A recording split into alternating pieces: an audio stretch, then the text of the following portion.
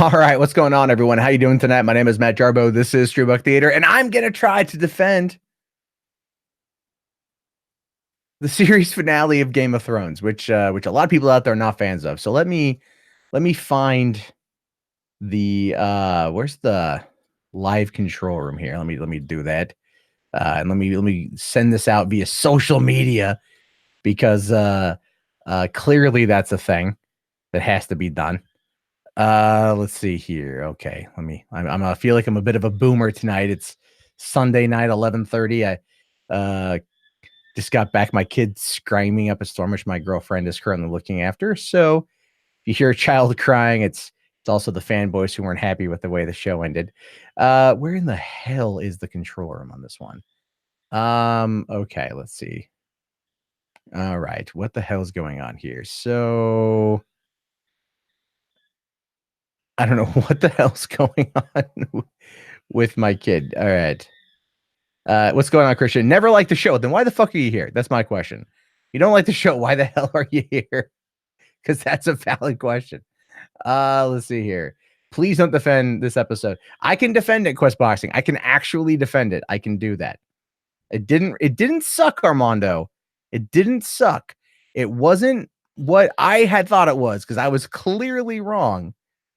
Daenerys Targaryen. It was bullshit. I was clearly wrong. What the hell is up with my kid? She's got a stomach ache tonight. That's probably the problem.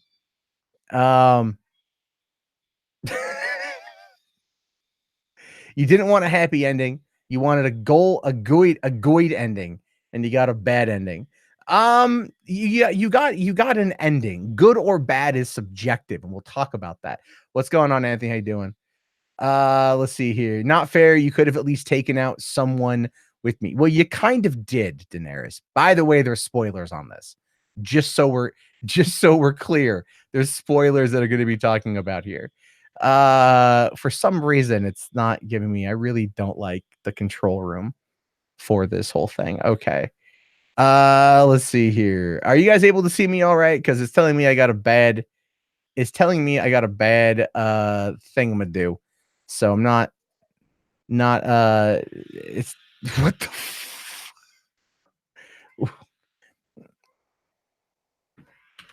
oh, okay. Let's see. I'm trying to, again, I can't find the link to send this information out. It's really being a pain in my ass. Okay, let's find this here. There we go. Okay. All right, I found the link. Good camera call. Okay, because it's telling me bad on my end.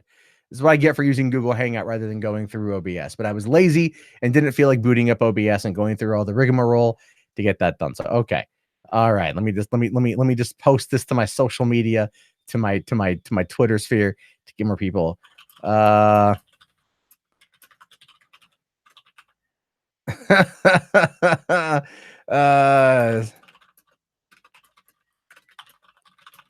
All right, let me just. There we go. Let me just send that out. Okay, cool. We're up. We're talking about. It's gonna be fun. It's gonna be a fun thing. All right. So go back over here. Okay, good. We can see Mike is good. Yeah, Mike is fantastic. This mic is great. Okay. And once you died, it was all boring. That part I will absolutely agree on. Daenerys's death, for better or for worse, it was the tipping point of the episode into like Return of the King ending level of time management. For those of you who recall seeing Return of the King in the theater, and you're like, my God, it's over. They've destroyed the One Ring. Smeagol is dead. The Dark Lord has been destroyed. All is well in Middle Earth. And then it's like 45 minutes later, and credits finally roll after 19 endings. This wasn't like that. I could pause this to go to take a piss if I had to. Jon could not have been burnt, in my opinion. Jon is a Targaryen. Targaryen is would mean he's probably unburnable, or because he's half Stark, he's going to be lightly toasted. How about that? So, let's see here. The Children of the Forest won at the end by having the three-eyed raven sit on the throne. Yeah, that was actually my biggest complaint with the episode was Bran. That Bran moment, I actually was like, "Oh, fuck you." That's a hard one to defend, but I can kind of I'm gonna try. I'm gonna try to defend it if I possibly can. So, Bran didn't want to become the Lord of Winterfell, but decides to become king. No, I get that. I get that. I get that. I get that. I get that. I get that. What's up, Habib? How you doing, buddy? Let me just make you yeah, it's kind of funny. The Iron Throne is gone, but the Iron Wheelchair is there apparently. So okay, so let's kind of talk about the episode from the offset, right? So obviously following what happened with the Bells, the battle for King's Landing, Danny having just straight up nuked the city, or napalmed the city. Seeing what Tyrion saw and what Jon saw and everyone else, and dealing with that was interesting. Arya, like, what was the significance of the white horse? That meant nothing. That did nothing. That was one of those. What they did with the white horse was the same thing they did at the ending of season 5 when Arya returned from Bravos and fed Master Frey's children before slitting his throat. It was so bad that they just opted to never talk about it ever again. And I think it was for the benefit of the show that happened. So, Bran was the perfect choice to become king because he comes with his own chair. Very true, sir. Very, very, very true. I agree with you. There is that. So, all hail Charles Xavier, first of his name. Oh my God. No, Habib, I didn't hate it either, but like a lot of people did. So I'm going to try to defend it. I had my issues with it 100%. I had my issues with the episode. It's not that but we have to always remember that when it comes to Game of Thrones seasons, the big shit happens in episode 9, or the second to the last episode, and then the last episode of the season is always wrapping things up. And this episode was no different. And I think a lot of people coming off of last week expected it to be more, myself included. I did a predictions video. I was 100% wrong. 100% wrong. And I was watching the episode and I'm all like, wow, I'm wrong and I'm wrong and I'm wrong and I'm wrong and I'm wrong and I'm wrong and I'm wrong. I should just go delete that video. That's how bad it was. I did want to see Jon and Grey Worm fight. I did. I really did. I wanted to see them fight. I wanted to see that whole thing take place. I wanted to see him lay down his life to protect his queen, who was clearly an absolute fucking madman. That I wanted to see. That we didn't get. But at the same time, we have to kind of look at it from the perspective of the show. The show is not just medieval pornography, right? It's not just medieval porn. It's always politics based. Everything is politics based. Daenerys going and killing everybody was politics based because she wanted to rule by fear. She said that in the Bells leading up to what happened. Everything she had done in Essos was, and everything else she had, all the other shit she had done, all killing evil men was definitely going to put her in that path. And Tyrion did explain that to Jon, and he explained it very well as to just who Daenerys was, and that nobody tried to stop her because everyone thought she was up against evil men, which she was, but it just made her more powerful. And in the end, turned her towards what she hated the most, what she became in the end, which absolutely makes sense for the character. Daenerys's arc from at the end perfectly fit in line with what they'd been laying out since the beginning. And my only complaint, though, was I wanted it to be more of like all is lost, Daenerys is gonna win, and then she gets killed, and that just didn't happen. Instead, Jon was all like, "You will always forever be my queen. Come here, auntie." Shink. And like I didn't see that coming because I know that there were leaks.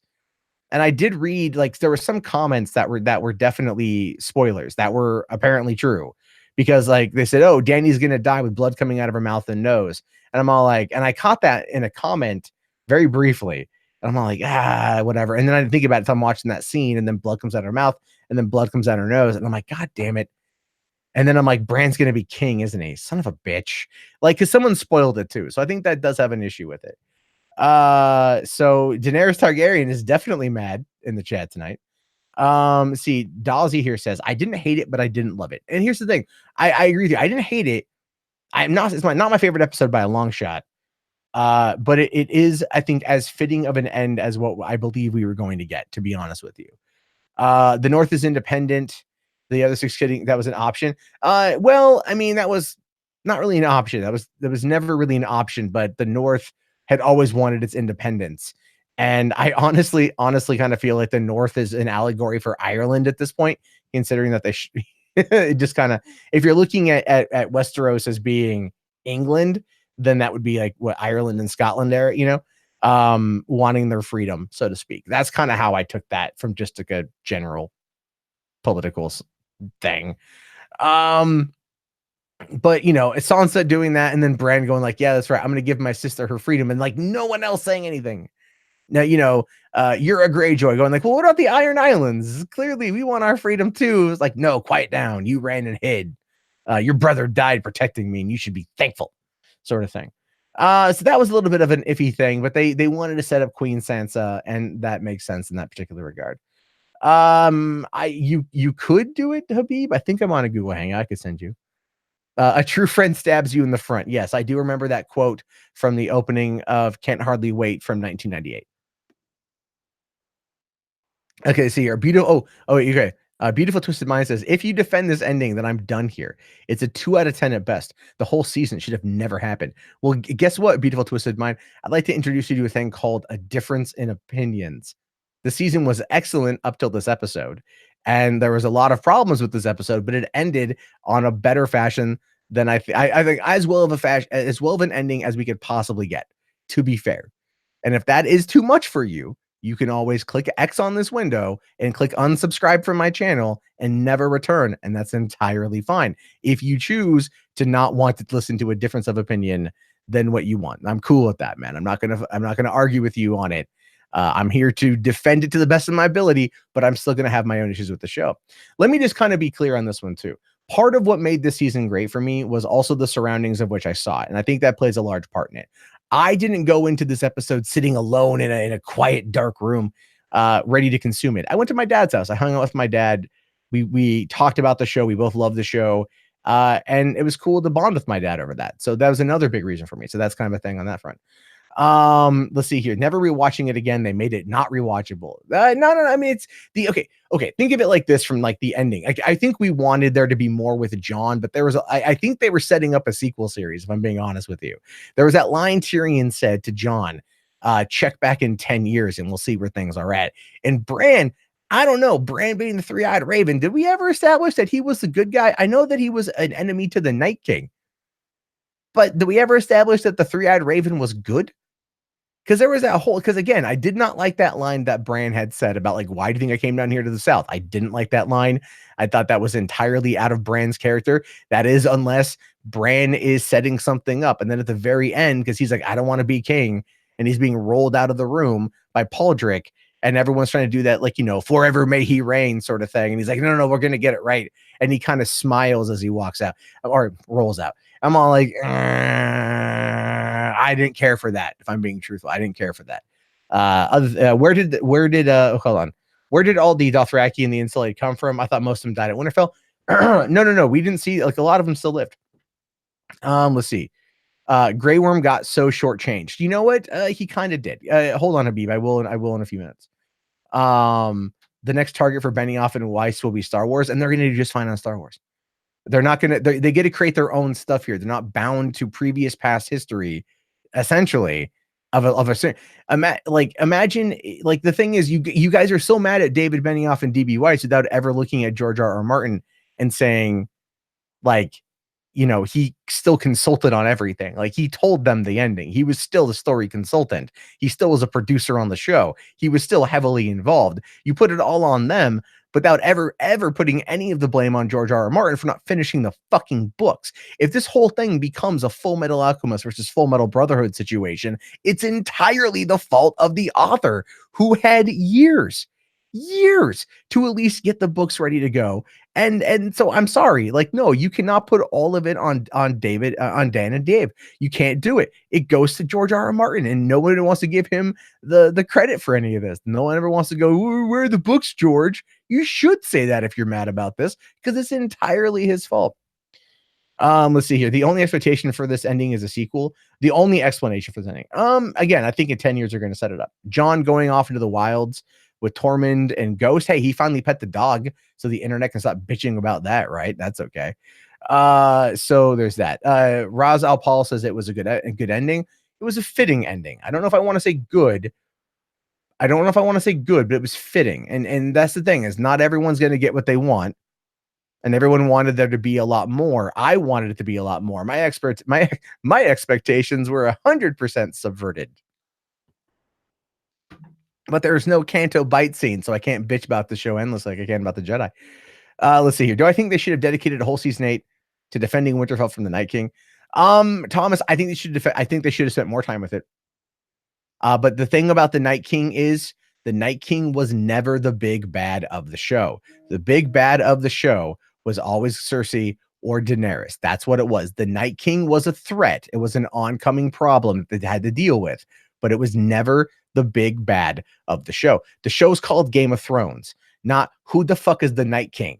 You know what I mean? Or New Winterfell, who dis, right? No, none of that matters. Like, none of that matters in the context that people wanted to be more about the Night King, because it's it's kind of like an existential threat. It's coming, it's unstoppable, it's a monster. We get that. But the true concept of the show is about the politics and the power and the plays for the Iron Throne, that the dragon just happened to melt because he was pissed off that Jon killed his mother. So that was interesting to me, that it's very symbolic in melting the Iron Throne and then taking off with Daenerys. Then the question becomes, where the fuck did he go?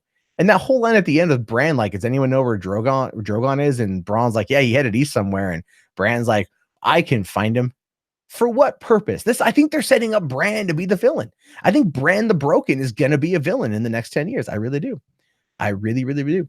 Let's see here. As long as D&D don't use established characters, you're happy with them. So I don't think they're going to use established characters. I don't think they're going to. They're currently, I think this week is when that the Star Wars Summit begins. And I think that as a result of that, they're going to be focusing on their own original stuff. I wouldn't be surprised if by Comic-Con or D23, we learn that the Star Wars franchise, this new trilogy, is going to be directed by Rian Johnson and working with Dan and Dave. There's going to be so many YouTube channels that are going to have an absolute conniption fit over it. Let's see here. What was the point of Jon going to the Night's Watch? There was no point.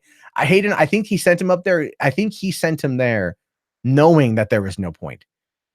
He sent them there because that was the old way. That was the old way to be. There's no need for a Night's Watch, which is why he just left. He gets up there, all the wildlings are there, Tormund's there, and he just left. I think that's what it was, because Bran's like, yeah, no, go become part of the Night's Watch, and everyone's like, yeah, the bastards and the criminals, they can all go there, and it's all like, there's no need for a Night's Watch. The Night King is dead. Right? There's, people can argue wildlings, but they have a good treaty with the wildlings now, and there's not many of the wildlings left. So it's really like not that big of a deal. It's really, they've got an open section of the wall that has to be rebuilt. So the Forest people are no longer around because that last chick died protecting Bran from the undead. So could hold the door. Like, so there's no need. Like, there's no need. There's no more of those threats that are above the wall. Or past the wall. So like, it's pointless. It was for him to get the hell out of there. Adam, the ending actually wasn't as terrible as you might think, man. I think sleeping on it, coming back and looking at it from like how the show's progressed politically speaking, makes a lot of sense. Let's see. Didn't HBO want 10 seasons? I think the moment D&D realized they were getting Star Wars, they didn't want to do 10 seasons. No. Season 7 and 8 were always going to be the last one for a while. And I think it's been about a year since they were announced for Star Wars. So it's not like it's been, no, I think they just wanted to wrap it up. They needed to wrap it up. Because most of these shows, let's be fair, should probably end after season 5. Right. Tree Duong says the ending was all right, not mind blowing, but was like a C. Yeah, that is a fair thing. So let's see here. As bad as the season was, it's still better than the unsavable Star Wars. You haven't seen episode 9 yet, so you don't know that it's unsavable. Just saying. Jon the King Beyond the Wall, maybe, probably. Jon will become the new Night King, potential. Will I read the last book in the Game of Thrones? Yotis, I would need to actually go and read the other Game of Thrones books in order. I haven't read the books. I've just seen the show. And a lot of people have just read the books and they've never seen the show. So there's a lot of that. Let's see. They were giving 10 episodes for the season, but they did not take it. Did they offer them 10 episodes for the season, but they didn't take it? I don't know. I haven't heard anything about this possible. But the episodes, look, I understand they wanted to wrap it up. They should have probably spent one whole season dealing with the Night King and then the next season dealing with Cersei. That would have been the best course of action. But something happened where it's possible that contracts are running out. They had only contracted the people for 8 seasons. Martin had told them 8 books. That's what they wanted to do. And that's just where things were. And that's entirely possible here. That's entirely possible that's just what happened, is they ended up really running up against the clock in a way that didn't work out well for them entirely. And they made the best of it. They made the best of it. Like I said, going into it, everyone had their own expectations. I mean, you can watch my predictions video where I predicted a lot more happening than it did. I came home and my girlfriend was like, "How was it?" She's like, "Who died?" I'm all like, "One person. One person died. One person. One person. One. We lost like 7 in the last episode, but one person here." So I was a little bit like, again, the Dany exit, I think it should have been more impactful, I think. But I still think the way they did it was pretty good, because it was what I liked was it was before she had the chance to even sit on the Iron Throne. I thought that was kind of poetic in itself, right? She had fought for it. She had done all these things for it.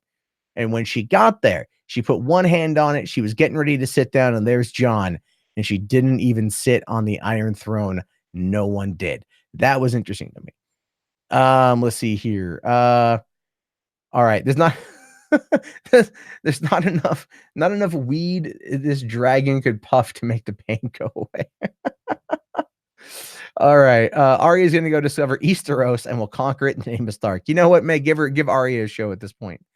Bran does nothing and becomes king and still does nothing. Great character. It's not that he never did anything, but he does have the power of foresight, so to speak. And that's kind of what I'm questioning. Did Bran set everything in motion? Because there was that line to Jon when they were talking, and he's all like, "Sorry, I wasn't there for you." And he goes, No, you were where you needed to be." And I'm all like, needed to be for whom? Needed to be for whom? And that's the thing. I think that they did a lot to kind of establish Bran as being a bad guy, even though they're trying to talk about him as being a good guy. We don't know yet. We don't know. Let's see. Did I mention that there's clearly a plastic water? Oh God, I didn't see that, Mr. Kanaki. I didn't see that.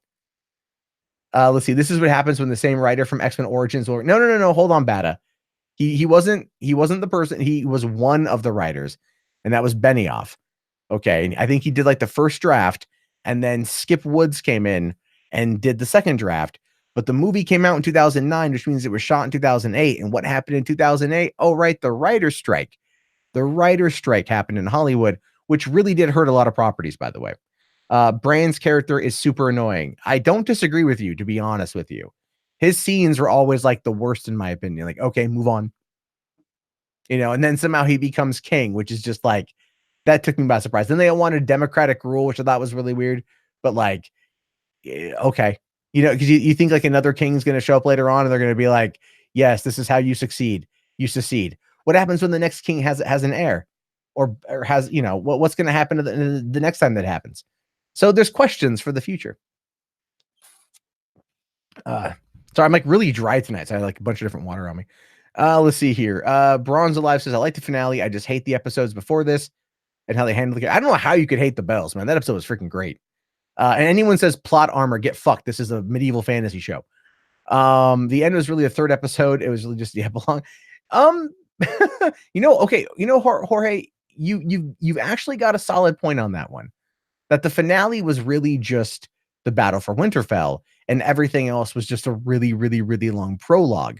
Kind of like, when you go to a concert and like the concert never seems to end. Like the band does their set and then they come out and they do more songs, which has a terminology that right now I, for some reason, cannot remember what that's called. So let's see here. You were so close with your fringe guess of Gendry winning the throne. Yeah, I agree, Dreamwalker. Gendry, I think it should have like I was hoping for some kind of like cyclical aspect of it where it was like Daenerys goes crazy, kills Arya, Gendry, a Baratheon loving a Stark who was killed by a Targaryen, starts up another rebellion, like as a cyclical pattern. That's how I would have written it, because there's a lot of things in that show that deal with the children and their fathers and the sins of the parents falling on the children and things along those lines. I think that would have been interesting. Eunuchs, kings, Allah Unsullied. Yeah, that they gave the Unsullied their own place. That should be interesting. Let's see here. Bran was hinting that he could warg into the dragon. That's true. That's very true. And I kind of want to see what's going to happen with that. Like, that's the whole thing. Like, they're setting up for more Bran. An hour and a half ending. Well, it makes sense, Robert Gamble. It makes sense you want to wrap it up, but it could have probably been whatever. Am I going to watch the prequel seasons? 100%. Here's what I'm going to watch the prequel seasons. Jane Goodman is the writer and showrunner of the prequel show. And Jane Goodman is excellent. Look up her work. What did she do? X-Men First Class, Kingsman 2. I think she did Layer Cake. And she also did Stardust. She works a lot with Matt Vaughn. I love her work. Do I think there will be a part 2 or a bunch of miniseries? I don't know if there's gonna be a part 2. There's definitely other shows in development. We just don't know what they are yet. No problem, Bada. No problem. What's the point of having a king or queen with no throne? The throne is symbolic, right? Remember what in the episode what Dany said about the throne? She's like, growing up, I heard that the throne was made of 1,000 swords, 1,000 of Aegon's fallen enemies. And just to imagine what that would have been like as a girl who couldn't count past 20, that's the whole point. It was all about the myth of the Iron Throne. It was the legend of it. That's what she was referring to. So it's really symbolic of what the Iron Throne is. The Iron Throne didn't mean shit. It's not going to stop anyone from ruling. Bran's in the iron wheelchair now, so it's fine. Let's see. John went home to Free Folk. Well, hey, listen, the Reddit board has now got to do something, so they can just come up with potential Jon Snow scenarios. Let's see here. I've always wanted Dany to meet Marjorie Tyrell. Would love to see those two interact. I think that would have been very interesting. She met the other Tyrell, but she didn't meet Marjorie. Yeah, that would have been interesting. There might have been a little bit of a scissor me timbers, if you know what I mean. Let's see. Hold on. What about Dreamwalker says, yes, I was actually legally playing. I don't know what you're legally playing. Jean Grey, the Queen of the North. Yeah, well, that was probably going to be better than Dark Phoenix.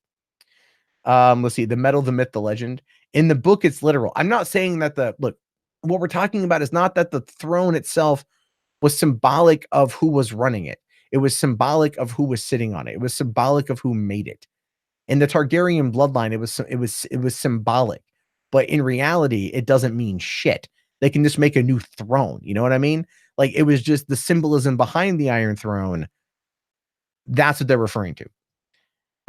So spin-off theories: Robert's Rebellion, the origin of the Night King, Arya the Explorer, Jon and Tormund's excellent adventure. All of those things, Mr. Tanoki, I would watch in a heartbeat. Robert's Rebellion would be great. I think they should really start with that. If they're going to do a prequel show, you got to start with that. But the problem with doing Robert's Rebellion is we now know the twist. And that twist, showing that the whole rebellion was built on a lie, would basically do away with any of the emotional resonance that would be needed for a show like that to become as popular as this. That big twist, that big reveal we've already known about it for years. And because it's the linchpin of everything that they believed, it would be very difficult to do Robert's Rebellion, although I would like to see it perhaps as a video game. The origin of the Night King would be pretty cool to see too, to see the first men, team up with the forest people to take on the Night King, and the building of the wall and everything else. Arya the Explorer, what's west of Westeros? I don't know. It's me, Arya. I don't know. That was kind of weird. I still can't fully explain why Arya decided to fuck off. I get why she wanted to leave Westeros. Like, I get that. Like, there's nothing for her there anymore. Like, I get that. She's not going to settle down and become a lord or a lady or whatever. She's not into that kind of shit. So she's gonna, but it's like, okay, what's west of Westeros? I don't know. That's where the map stopped. Well, that's where I'm gonna go. But I did like the fact that she had a ship with the Winterfell banner on it. I thought that was pretty good. Let's see here. And Jon and Tormund up in the north, I'd be down for as well. Let's see. Do we ever get the last Sand Snake girl and her mother mentioned at all in this finale? No, then we weren't going to. She's dead. she's dead. It would have been cool though if we would have gone past their bodies rotting in the cell. That would have been pretty cool. But they're dead. Let's see. The audience always knows a lot of things that the characters don't know, though. No, like my Drip TV, you are right. You are absolutely right. That is true. Like in this case, we knew about John's heritage when the other characters didn't, but it made sense in this moment because it was something that we had learned later on after the emotional investment and the years-long investments into the show had already taken place. Whereas otherwise, what we're seeing is a situation where we already know that the entire event is based on a lie. So it becomes a lot harder of a sell. Like the initial concept of it would definitely get people. The first season of the show would probably do really, really, really well. But then that would still be weighing on people's minds. And then I go, well, then what's the point? And you don't want the audience ever saying that. So let's see here. You just need to know where Drogon was flying to. Was he going to Valeria? Was he going beyond the wall? Well, he went east, so not north. I mean, he might have been heading towards Valeria. I'm not too sure. What do I think will happen to the dragon? He's going to go and probably die. Again, becoming legend, right? Oh, dragons took down King's Landing. I saw dragons, but where are they now? Man, we got no fucking idea. The dragons are goddamn gone. You know, one of them flew off with some blonde lady who had a knife in her chest. Trouble in paradise, I guess. You know what I mean? Like, we just don't know, but whatever. Let's see. What do I think will happen to the Game of Thrones expanded universe? You're for it. We're gonna get a lot of it. It's the most popular show in the world. Lots of symbolism in this episode, including Danny emulating third wave feminism or SJWs in his path of idealistic diluted destruction and turning on those who supported them. John gutted it. So what you're saying is John is the ultimate MGTOW. Actually, that's kind of right, isn't it? That's kind of right. Right. If Danny was a radical third wave feminist, John was the ultimate MGTOW. He went full blown incel and then decided to fuck off. And it was men going their own way north of the wall with his best mate. Tormund Giantsbane. Let's see here. Do I think it's all possible. It's all possible, Fox. It's 100% possible. Let's see here. Do I think Daenerys got used to conquering, would never be able to just rule and govern? Yeah, 100%, man. That's the whole thing. That's the whole thing with what people don't realize about like the bells. People got mad at the bells because she's just like, this is okay. Daenerys' entire life has been either exile, it's been in exile, but it's also been very much about who she was told that she was and who she was told that she was going to be or what she was going to be. Now, you got to remember, in the first episode of the show, Daenerys is 13 in the book. She's 13 in the book. She's clearly 18 in the show because we see some nudity. But she was 13 in the book.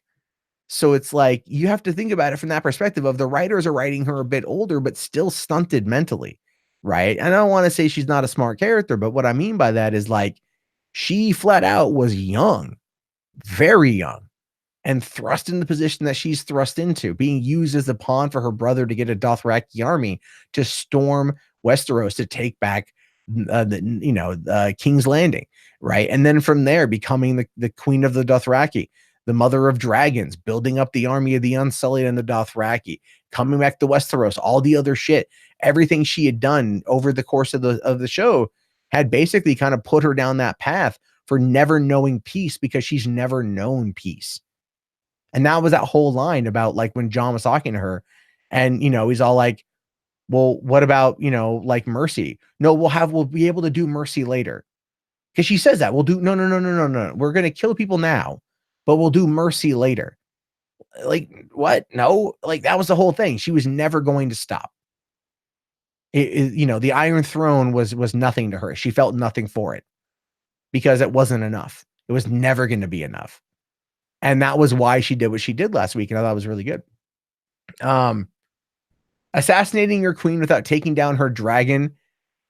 Wait, hold on. Without talking her down is wrong. He tried to talk her down. He tried to talk her down. She wasn't going to have it.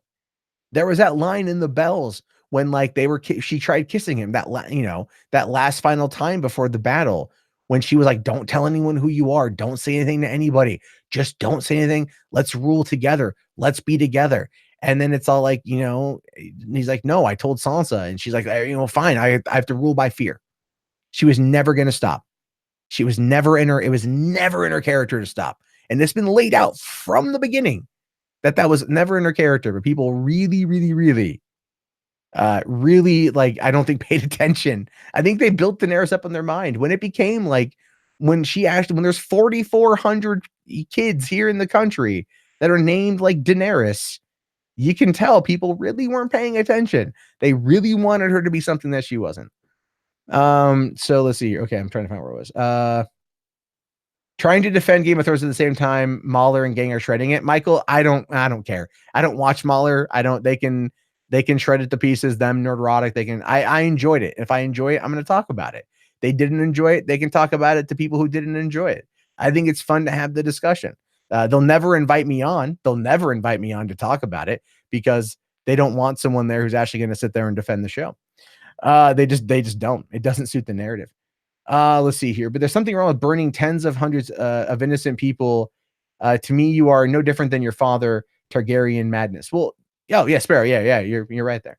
Let's see. Mr. Schnuck says here, I feel like Dany's arc kind of worked, but they really should have taken HBO's extra 4 episodes to give him more room to breathe. I do agree. I do feel that they should have done more with it. I do feel it should have been a little bit longer in some areas, a little bit more condensed in other areas.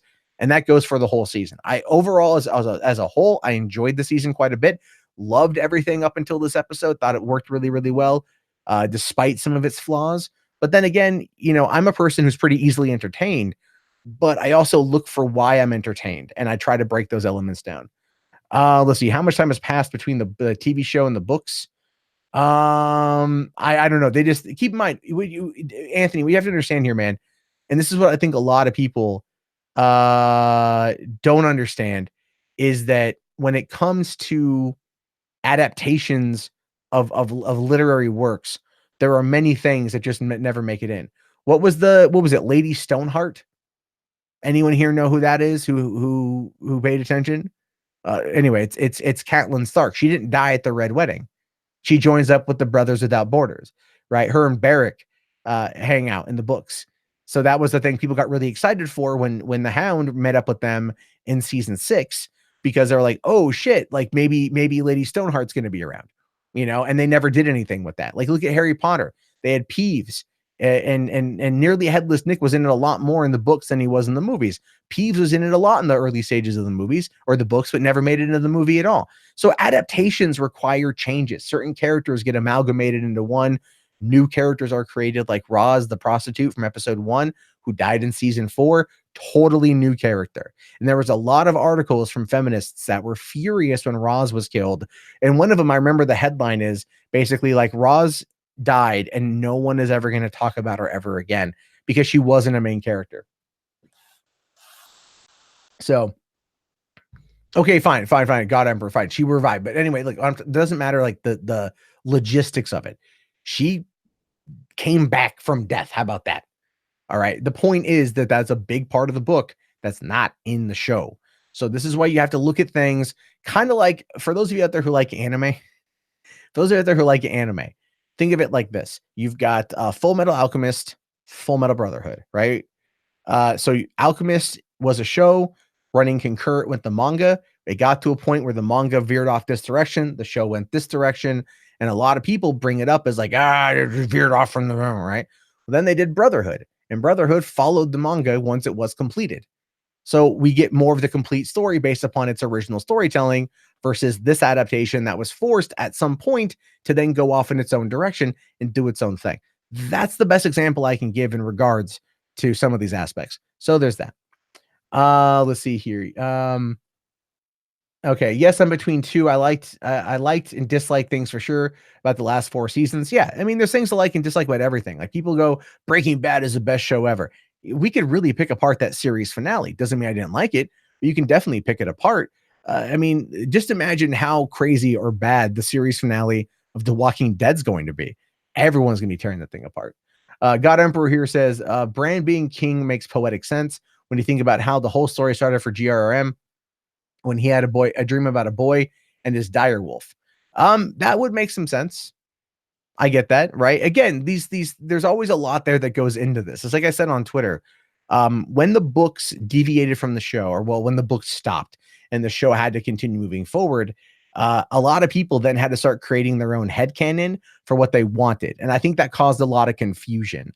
People created their own headcanon and got their own ideas, thinking how things they were going to be. Again, I put out my own theories and I was completely wrong, but I'm like, all right, cool, I'm wrong. Cool. And so I think that's what a lot of the problem with this was. The season's been pretty good. But they had a lot to deal with. It's not like they had a lot to do. Anyway, let's see here. Okay, yeah, she died, but then she was brought back full of vengeance. It's true. Let's see here. To be honest, I don't hate the way Game of Thrones took things. I just wish I had a bit more time to flesh things out. It does feel like D&D were eager to get the show done with.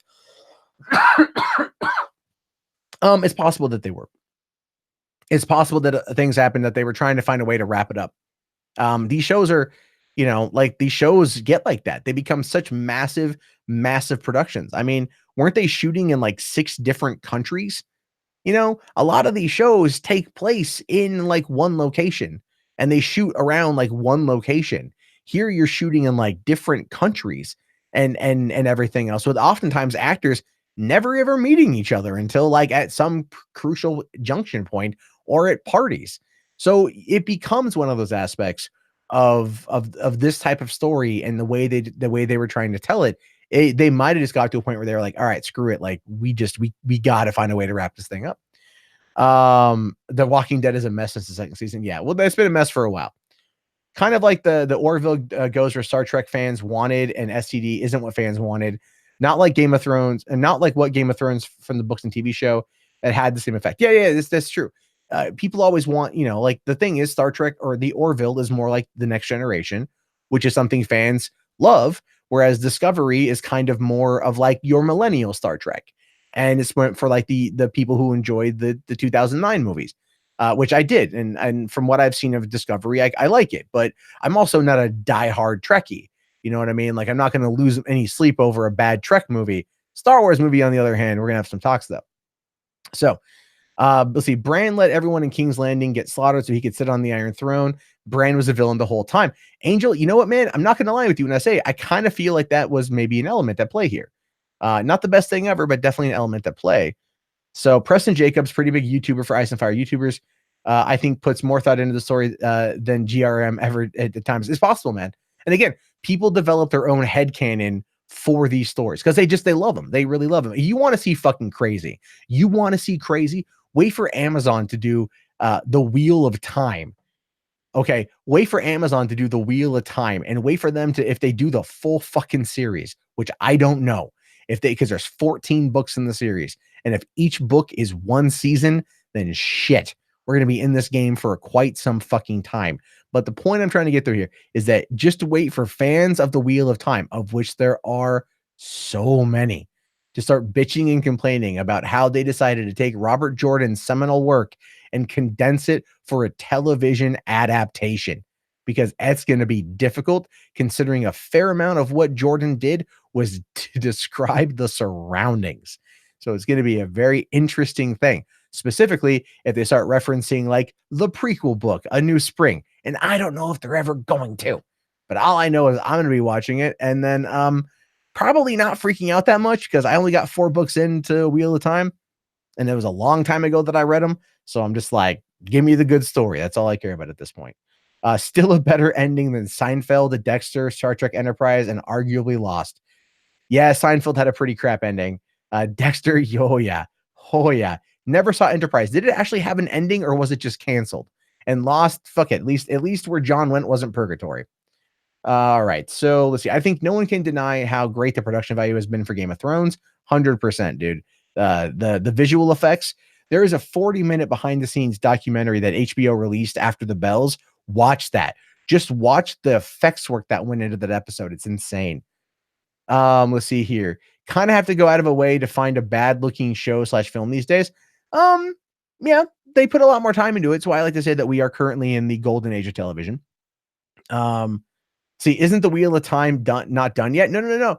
After Robert Jordan died back in, I want to say 2013, they brought in, is it Thomas Sanderson? to finish up the last couple books.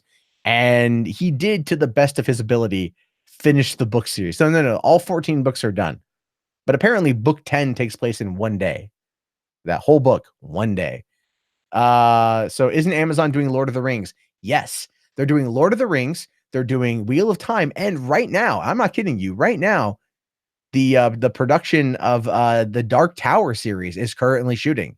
The first season of the Dark Tower adaptation for Amazon is currently shooting. So yes, they are very much in the adaptation game right now because they want to beat. They want to get their own Game of Thrones. They want to get their own Stranger Things. They are so desperate to get in that area.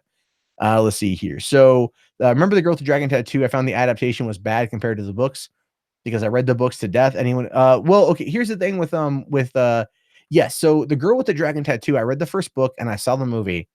I saw the American version of it. And I loved both for different reasons.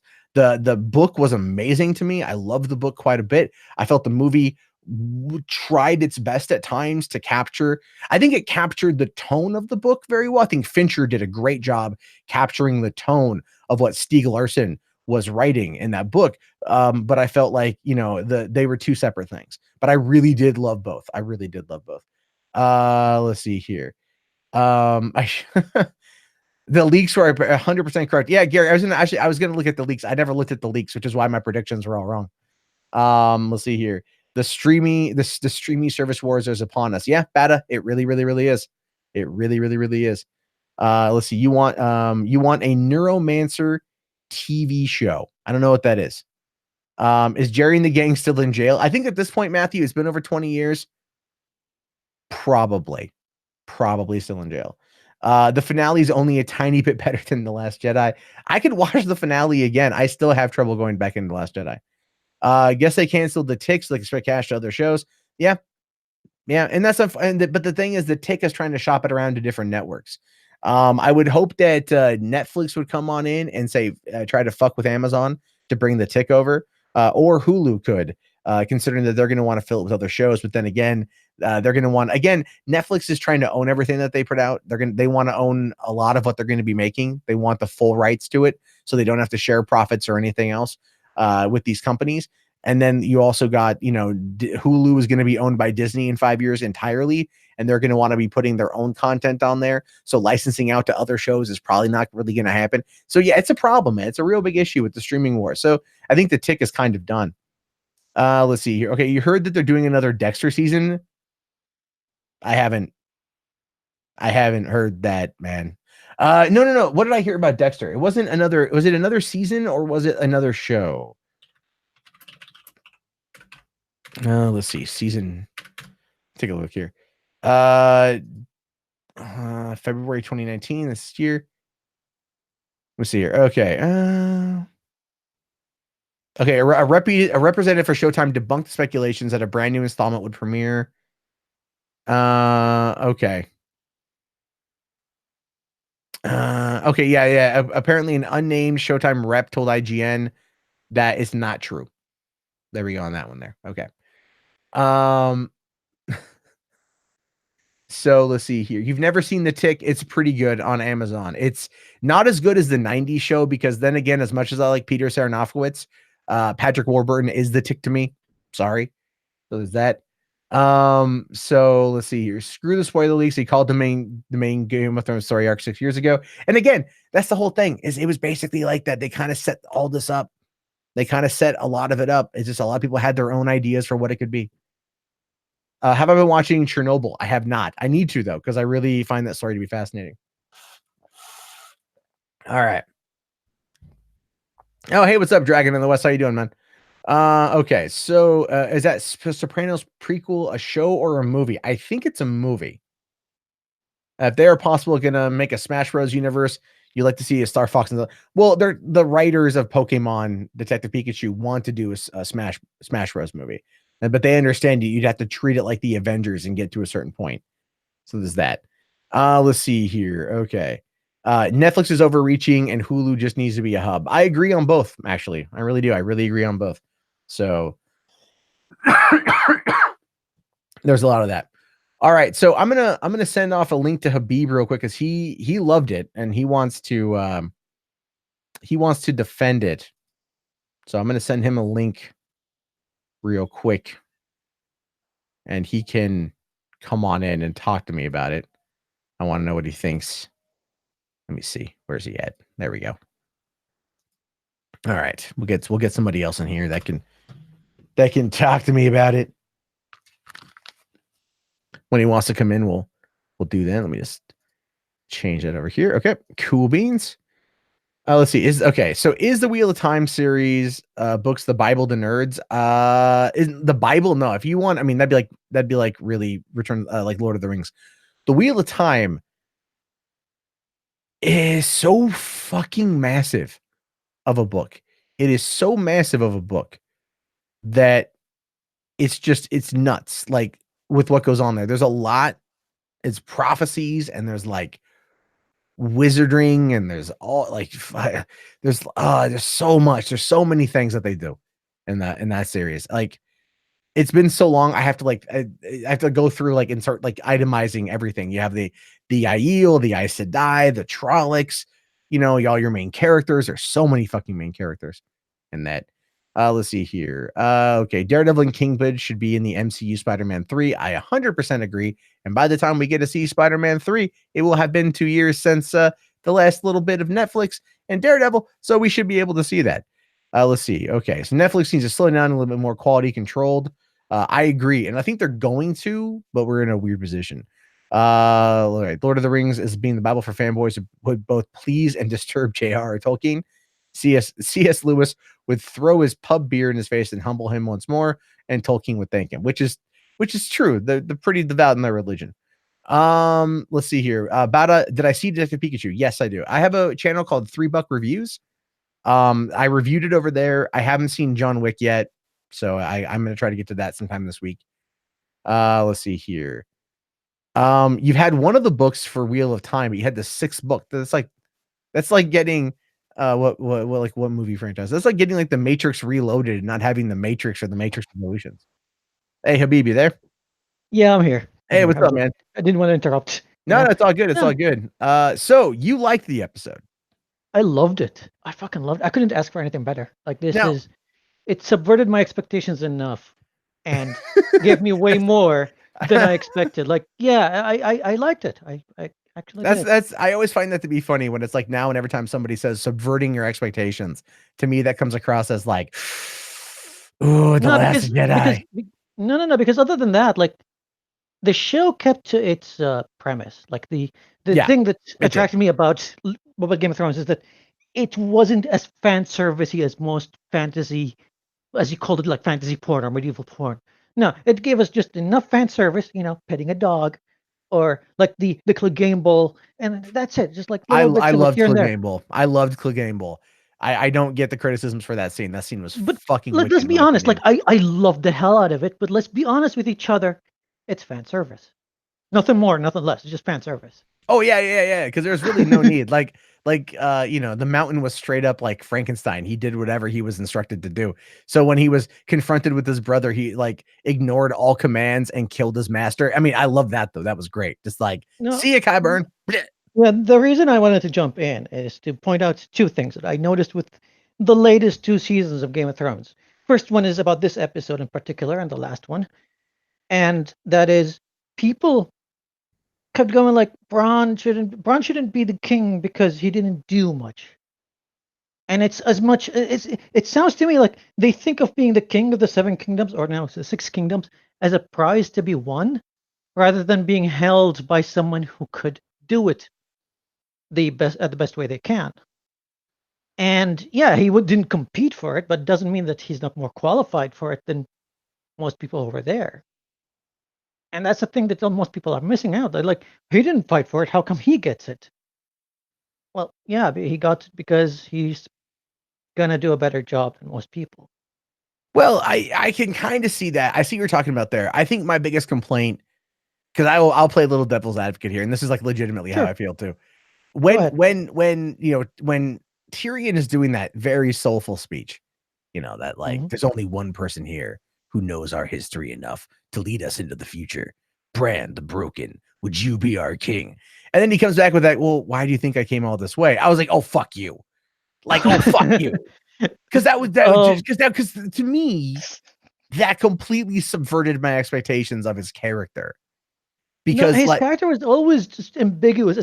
That's not ambiguous. That was the opposite of ambiguous in that moment, though. He's just weird. He's a weirdo. He's been a weirdo ever since. He's been super weird. He's the kind of guy you fully expect to have a people into Arya's shower. That's all I'm saying. Like, you kind of expect that out of Bran. You know, it's like, I'm gonna roll up there. I can't get my dick hard, but I'm at least gonna try. The thing is, though, it's like but in that moment, it felt like he was just like, why do you think I came all this way? Like, there was a smile there. And that smile, I didn't like. There was a smile. He was setting up to be a king, and I don't know why. Like, that's what's. I think I would get more. Did he set the whole thing up? Like, that's the question. Yeah, maybe in the books they're going to explain more about the three-eyed raven and things like that. I know that my girlfriend read the books a couple of times, so she kept telling me that that his character was more developed in the books, and it's still more ambiguous than what in the series itself. However, like, he was not the good guy. It was quite clear in the books that he's not a good guy.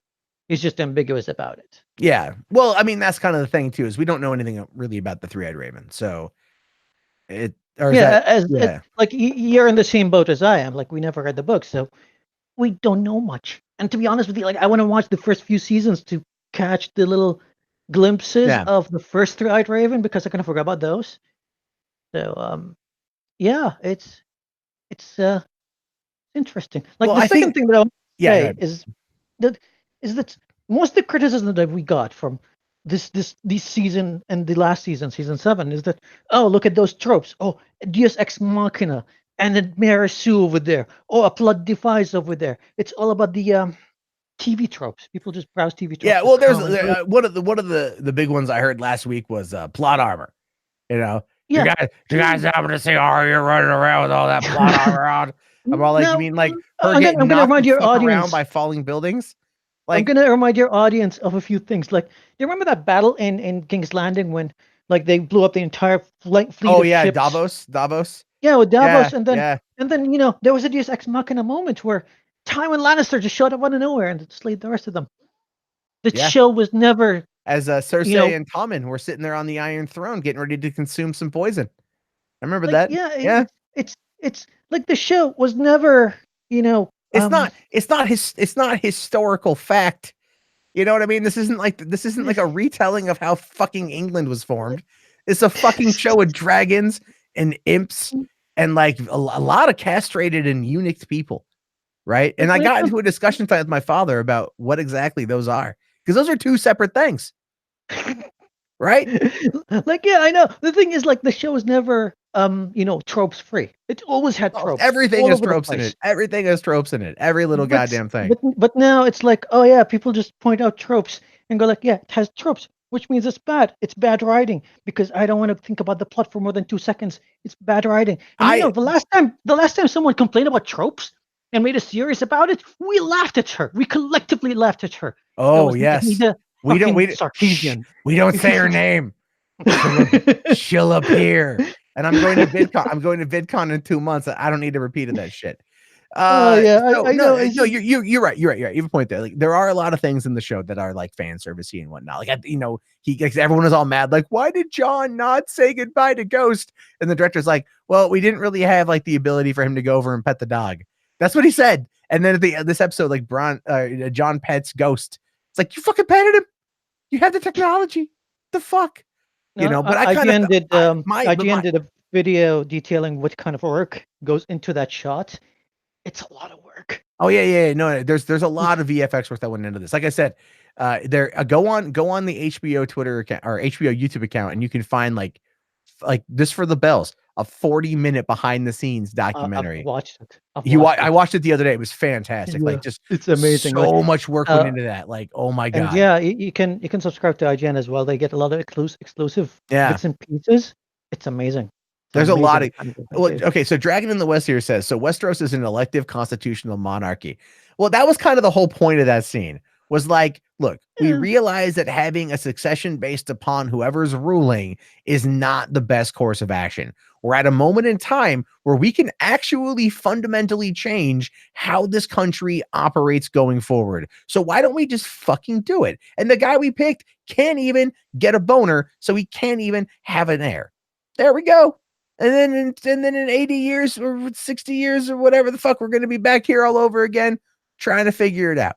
What I thought was funny though was just that whole scene where that dude gets up there and he's like, I'm a veteran of two wars. Sounds like Uncle, just sit down. Everyone's like, it sounds like Uncle, sit down. And I wasn't thinking that. I was thinking like, Brutus, shut the fuck up. Because that was Brutus from Rome. If you guys never saw Rome, and that's another great show HBO fucked over. Right? Hey, at least be happy you got 8 seasons of Game of Thrones. All right, we got 2 seasons of Rome. And there was a 5-season arc for that whole show, and they wrapped the whole final 4 seasons into like 11 episodes back in 2006, 2007. I'm just saying, HBO has made some mistakes. But looking on this episode, like there are things about it that I liked. I liked the symbolism of Dany addressing everybody in the beginning of it. But here's my question though. Did anyone else notice that gigantic fucking Targaryen banner that was hanging like onside the Red Keep? Where the fuck did that thing come from? Like we see Arya walk up and or Jon walking up and you see that big ass Targaryen banner. I look at my dad and I'm all, where the hell did that thing come from? Did they just have that like hanging out somewhere? Like did someone like scour the city and find some seamstresses who weren't burned to a crisp and like, you make this thing now? Like we need to alert everybody that the queen bitch is back. That's where we're at. Is that what's going on here? I mean, I bet there was some seamstresses that already made it, because they're betting on a team. I don't know, like man, it's a TV show. It's a TV show. It's a TV show. Fascist imagery in the end, like that was very fascist. That was very fascist. I caught that too. I'm all like, that looks really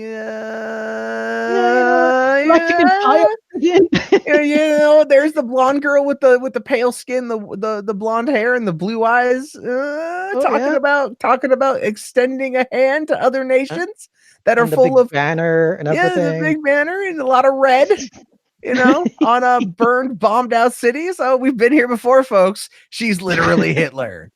But that was some good symbolism for what was going to come. And I really enjoyed that scene right there with Tyrion when he walks out and she was all like, you freed your brother. And he looks point blank at her and goes, and you slaughtered a city. Like, bitch. I love it. I really like that because it was like that. He knew he was dead. He knew he was done at that point in time. And he like takes off the hand and throws it and everything else. I thought that was great. But was really good. I think what the show, like its biggest merit is for us to sympathize with villains, knowing that they're villains. And we saw that with Dany. Like in the past couple of weeks, people were so they just couldn't believe that it was Dany who burned the city. And I was like, hey, she did atrocities before. She did this, and that. And I like that was this explained. episode. That was explained. Yeah. Like I thought that was great because I saw that last week. Everyone's like, all the people making like the YouTube videos are like, Dany is a bad. What do you mean Dany's a bad guy? I'm like, it's kind of like, have you like not watched the fucking show? Yeah, and they did that again this episode when Tyrion just like started like, yeah, you did this, and that, and people just were in a state of disbelief because it's a character they loved. You just mentioned there was like more than 1,000 people in the U.S. named their kids Daenerys or something. Oh yeah. I said that earlier too. Khaleesi. How many people out there now are like, fuck? Yeah, it's a lot. Fuck. That. Who's the biggest baddie in the show? Cersei. We've got Cersei. Yet in this episode, when Tyrion was digging her out of the rubbles, my eyes went misty. That was like, because it was like, because he he didn't want them to be there. Like he wanted them to escape, and in that moment, he just sees Jaime's hand hanging out of the rubble, and you just see it sticking out, and like this that realism, the reality of the moment hits him. Like, holy fuck, like they're dead. It's something that no other TV shows I can think of that made me sympathize with people who are complete villains. Like it's brilliant, and I love it. And that's I thought that was good too. I like the scene with that right there. Hold on, Running with Phantom says Dany's short-lived reign was more like Stalin and the Soviets than Hitler and the Nazis. Okay, fuck you. Run with Phantom. We're making a joke about Hitler. Don't bring up actual historical facts. This is not real Europe. It's fake Europe. Anyway, no, but you have a point. Anyway, what I loved about that scene was, him doing that, him crying. I was like, that was really sad. And then it was like, because there was a lot of articles that popped up this morning. Is Jaime Lannister alive? Because I guess he had said in some interview that he was contracted for 6 episodes, and everyone, oh shit, he's gonna be in it. But it was just the moment of Tyrion at that moment looking at the last two Lannisters, really, that we know of. I'm sure there's more Lannisters that are out there, but looking at the his sister and his brother, and he had tried to save his brother because he loved his brother. He knew what was going to happen to his sister, but he wanted to try to give them a shot. And then just seeing that right there and then realizing he's the last one, but then walking straight up to the queen and going you slaughtered half a city. Fuck you, let me remind you. But what I love about that too, is there's subtleties. And I don't think a lot of people are going to bring this up, but there's a lot of subtleties in Emilia Clarke's acting in those scenes. Did you catch that? The subtleties behind the eye? I caught.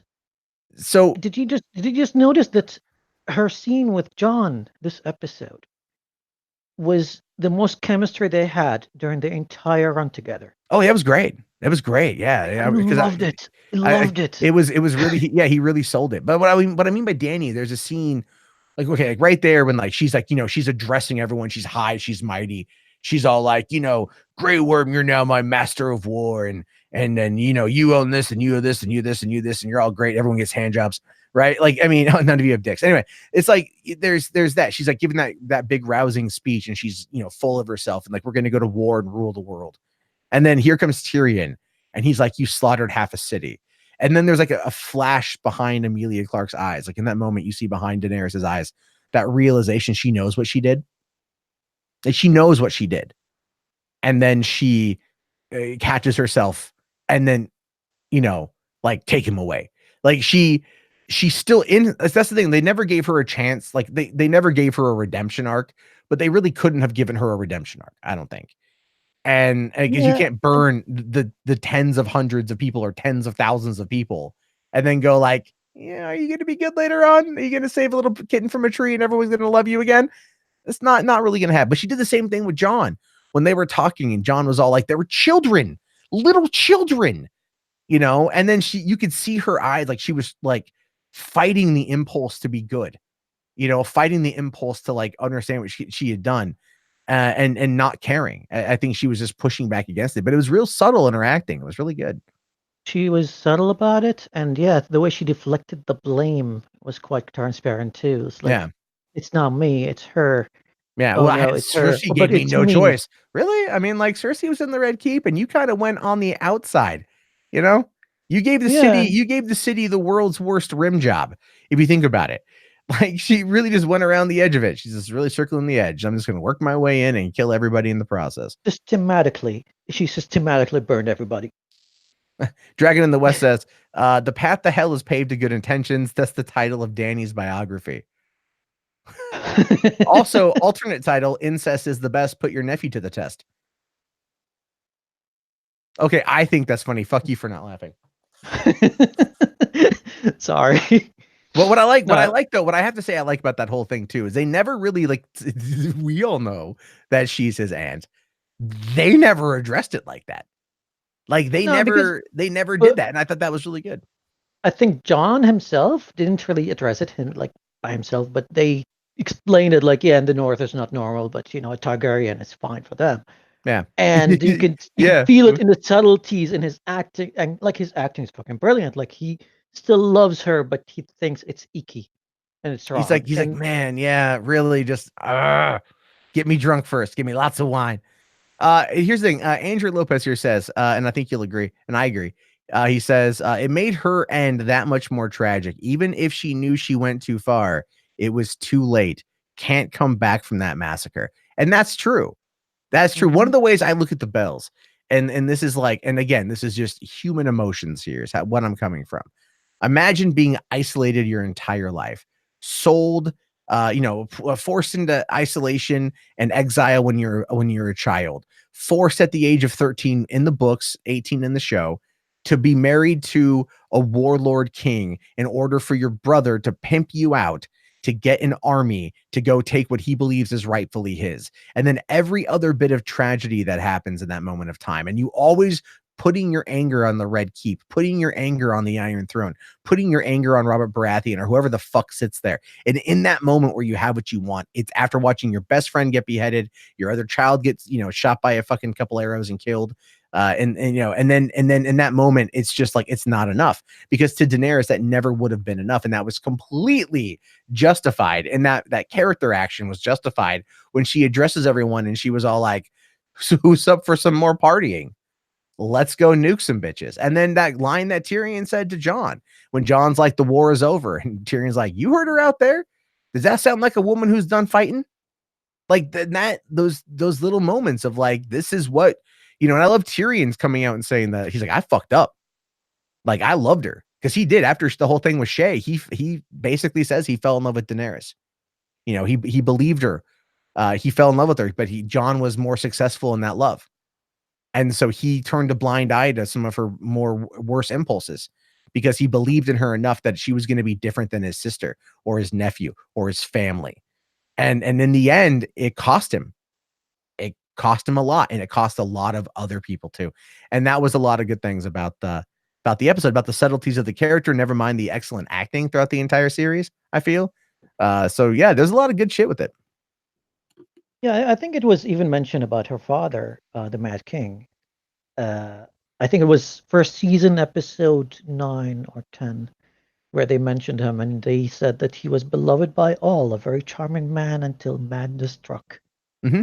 And overnight, he just became the Mad King.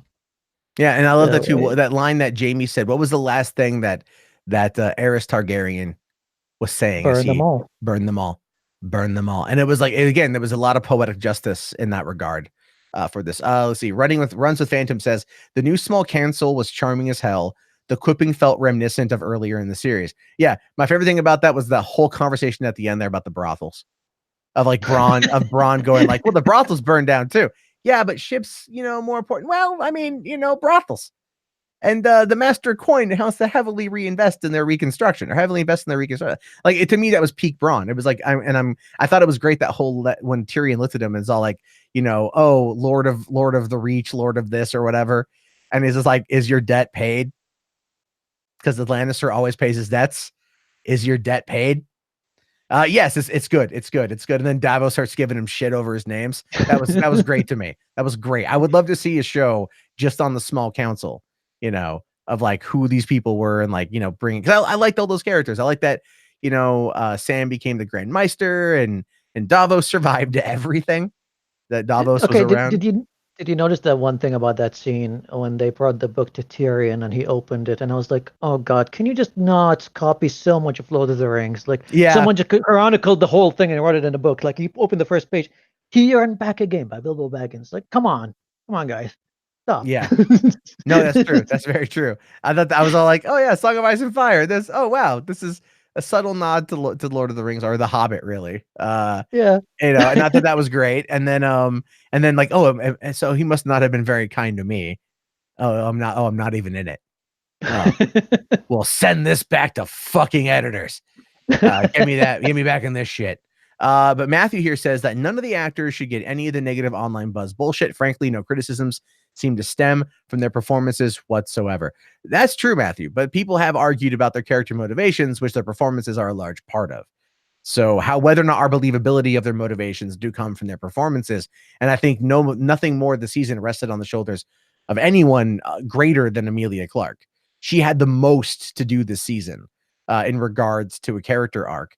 And I thought she did it wonderfully. I thought at the end there, when she was just like, love me, love me, love me, because she just wanted, you could tell ultimately that's what she wanted. She just wanted someone to love her for her. She just not even for her. She just wanted somebody to love her, like implicitly, without there being a catch. You know what I mean? And yeah, but the thing is, like, yeah, I kind of agree with you there that she wanted to be a beloved character, but she wanted not just to be a beloved character. She wanted to be a beloved queen. Yeah. And that's where she rubbed people the wrong way. She looked at them as subjects and wanted them to love her because they're her subjects. No, treat them as equals and you might have a chance. And that's where she went wrong. Yeah, well, that was the whole thing with her talking to Jon and saying like, people love you. They'll follow you. And that's kind of, I do feel, if I had to say about doing anyone dirty, in this episode, like really getting fucked over, it's Jon. I do. I think anyone getting fucked over this episode was Jon. Because it's like, why send him to the Night's Watch? There's no more. He even says, is there even a Night's Watch anymore? Like, I don't know. Like, maybe there's still some mysteries up north of the wall that we haven't explored before. We know that the wall still needs to be fixed for some odd reason. No, it doesn't. No, it doesn't. What? The wall. Do you know the lore of the wall? What, it fixes itself? Like, No, why it was built, how it was built. You know that stuff? Remember? Okay, well, they never really talked about it in the show, but looking at the Wikipedia of the show, because that's how I get all of my knowledge. Okay. That's what I do. So in the lore of the show, it's essentially this. Back in the olden days, you had the first man and the forest people. The forest people were fighting something, and like they turned a man into the Night King. And then I think they turned the man into the Night King to fight the first men. And then they realized that the Night King was like, oh, fuck me, he's bad. We can't control this guy. So then they teamed up with the first men in order to push the Night King back. And they defeat the Night King and push him back to the land of always winter or something that it's called, right? And so they push him back that far. And then he goes away for a long time. But the forest people were like diminishing anyway. And so they used like the last of their collective magic to build the wall. They built the wall using the last of their magic, and then they fucking faded off and died, with like that one chick still left. And so like that was basically about it.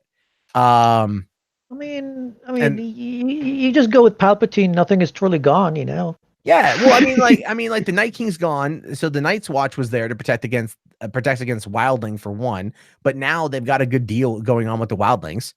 There's not many wildlings left, so they had nothing to worry about. The wildlings are kind of on their side, so they worked out that deal. And then, so the wall is not needed for the wildlings, and the wall is not needed for the White Walkers because they punched the fucking hole through it. And so it's like, well, so there's that. Like they already know that there's no need for a Night's Watch anymore. But Bran does make the line, well, we need a place to send bastards and like broken men or something. And I'm like, okay. Yeah, I don't know. Like they ventured like north of the wall after that, and I would like to believe. Like, go ahead. Oh, sorry, Dragon in the West. And yes, I usually mentioned this earlier. He says, did you guys notice there was a green grass starting to pop out of the tundra? Maybe a dream of a spring nod. But that's the thing though, is like winter had come to King's Landing at the end in the episode, right? It wasn't just ash, it was also snow, which I thought was very interesting. Especially, I do love the shot though when Jon is walking up to Daenerys and Drogon comes out of the snow like that. That was beautiful. That was beautifully done. It was beautifully done. I was like, oh, that was dope. I was like edge of my seat, like fuck me, I didn't even know he was there, man. And then, but yeah, I noticed that at the very end too, like life is starting to return, and so really, it's like that kind of threat that's coming. The Night King, the long night, the never-ending winter. That died with him. And so life can now begin to regrow. And there's a lot more to be explored, perhaps. Like Arya someone had said, was it Dragon in the West said Arya is Christopher Columbus, and I'm all like, okay, like that does, like that part made very little sense to me. Like I want to leave and go west, but I did like that she had a ship that had the Winterfell or the Stark banner on it. I thought that was good that they gave her a ship and sent her off. But then it's like the Unsullied ended up getting their own place. I kind of wanted to see Grey Worm and Jon like fight each other. I will admit I wanted there to be more action in the episode, but I do ultimately enjoy what things went with it. I wanted a lot of things. Like I wanted Jon to have like a one-on-one duel with the Night King as well. But like I said, the way the show subverted my expectations is not about the outcome itself. Is about these little fan servicey things that I wanted, and the show's like, no, it's not this kind of show. Get out of here. Well, there were a couple things that were good. I will say, one of my probably my favorite moment in the whole episode was when Brienne wrote that homage to Jaime, when she wrote him down in history. When she added that bit about him was good, because that was love right there, is what that was. When she's listing all of his achievements. I need to rewatch that and pause at that moment. Yeah, go back and read it again. Yeah. I'm a slow reader, so I couldn't catch it while I was watching. It was basically like she took a lot of what he did and she framed it in like the positive. But my favorite thing Uh, there was at the end, the last thing she wrote was he died protecting his queen. And, you know, like, but that was like a fitting end, in my opinion, for that. Like, that was, you know, her knowing what she knows about Jaime and but still loving him enough to like alter history to make sure that people remember him for being better than he was, what he had the potential to be, I think, and what he had shown. Because everyone really wanted the Jaime Lannister redemption arc, you know? And in the end, they got it and then they didn't get it. But I think he also realized that he was never fully going to change, you know, even it's though the thing is like people when he went north, people were like, "Oh, redemption arc," and I'm like, "No, he went north because he wanted to protect the realm of men. He didn't want to join Daenerys and her rebellion. No, he like after that threat was gone, the threat was gone. He's back to his sister, back to business." Like yeah. even in his trial, he was like, "I'm not going to apologize. I did what I did because I had to, and I'm here because I have to." So yeah, the guy didn't change. Sorry, guys, there was no redemption. Hold on. I'm reading David It's H okay. here in the chat. He says Brienne is another example of an unreliable narrator. Well, I mean, History is written by the victors yeah, always. that's how I viewed that. History is written by the victors, and this was someone who loved, you know, who loved this person and loved Jaime. And when she came across his story, you know, she wanted to, I think, say her goodbye to him. How she saw him is what I think that whole thing was, and how much she truly, truly loved him. And I think deep down, Jaime loved Brienne, but it had always been Cersei for him. And that was always going to be the issue, which is why I really do love how Cersei died. And a lot of people were like, no, that was really bad. I'm like, no, she was broke, alone, scared, afraid, nothing in that moment. When the ceilings came crashing down on her, it literally was a physical a manifestation of what her life was actually like in that moment. You know, the ceiling collapsed on her, everything gave out, she was done. And then she died. And even Jaime saying like it's just you and me, nothing else matters. It still was never enough for her. And you know, that's the sad thing is they went out the way they went out. But I think it would have been really, I think if they would have pulled a Dexter ending, it would have been very interesting. If they would have actually like, because my thought was I'm watching the Bells last week, like they were gonna get out and get to the boat, and then Jaime was gonna die from the wounds while he's in the boat. But then they were gonna like sail past everybody, and like it was gonna cut to like fucking 3 years later, and you know we're gonna think Cersei's dead or something. But then really she's like living this like normal life with like the baby, and like no one knows who she is as a lumberjack somewhere. You know, this as a Oh fucking dear. lumberjack. But just imagine how much the internet would have lost their shit if that would have been there. Hey, good night, Dragon Lewis. If you're still here, man, thank you for coming by. Yeah, I seriously believe that even if we got like an extra season with an extra like 6 or 7 episodes, the internet would never be pleased. We hyped up this show so much. We all had our expectations of what's going to happen, and nothing is going to please us at this point. Like nothing would please us. And Yeah, the way the show went, it's a bittersweet, kind of realistic ending of how things go, and so that's yeah. not really satisfying in the way fantasy Well, works. like Like, what I got halfway through the episode. My first thought was like, is this it? Like, I looked at my dad and I'm like, dude, is this it? Is this really where it's gonna go? And he's like, I guess so. Cause we were talking beforehand about like, you know, our expectations for the show. And I was all like telling him my theories. I'm like, here's what I think is gonna fucking happen. And he's all like, I don't know, man. I'm like, no. I think I'm right. I was so goddamn wrong. I was so wrong. And so it's like, but again, you know, he just goes, I just don't want to be disappointed. This is what my dad said. I'm like, what does that even mean? Don't want to be disappointed. And then at the end, it's not like we were disappointed. I enjoyed it, he enjoyed it, but we both agreed. I'm glad it's over. You know, like I'm glad the story's come to an end. Like Endgame, you know. I mean, like yeah, Endgame left me emotionally wrecked. I'm still not into the like I still have a lot to catch up with the Marvel. So please, can you just not spoil it? Yeah, I won't say anything. I'm just saying, Okay. like, as far as conclusions go, for Okay, this good. kind of massive cultural phenomenon, we've got we had Yeah, I mean, Endgame a we've couple been weeks. we've been at it for like 9 years. Like it's of course there's gonna be people that are not gonna be happy with this because they expected something else. Like I said, there were some people that worshipped Daenerys, and until this episode aired, they still in disbelief that she's a bad person. Yeah, Yeah, we built up those I know. characters so much. We put up I those characters so much. There's no way we're gonna be satisfied. No, and the thing is, yeah, I agree, and I think Emilia Clarke did great as the role. I thought she really nailed it all the way through. I would have been interesting to see if what Elizabeth Olsen would have been like in the part, because she actually auditioned for the role of Daenerys way back in the day. So I thought that would have been interesting as well.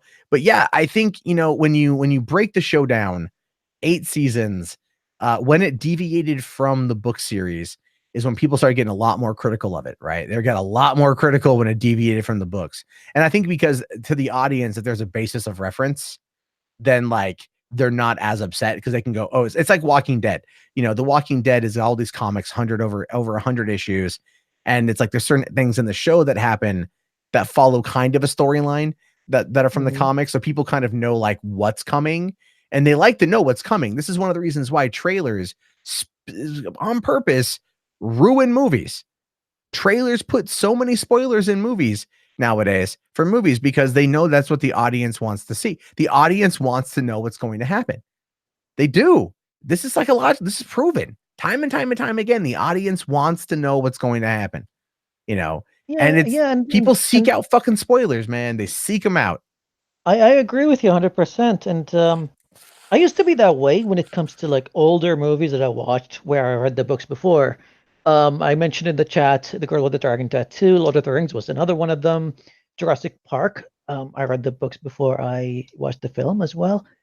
And every single time I can never be fully immersed in the movie or the show. Oh yeah, and The Walking Dead the same way. I read those comics multiple times and I could never get into the show. And I used to be that guy. I used to be that annoying guy that goes like, the books are better and this is bullshit.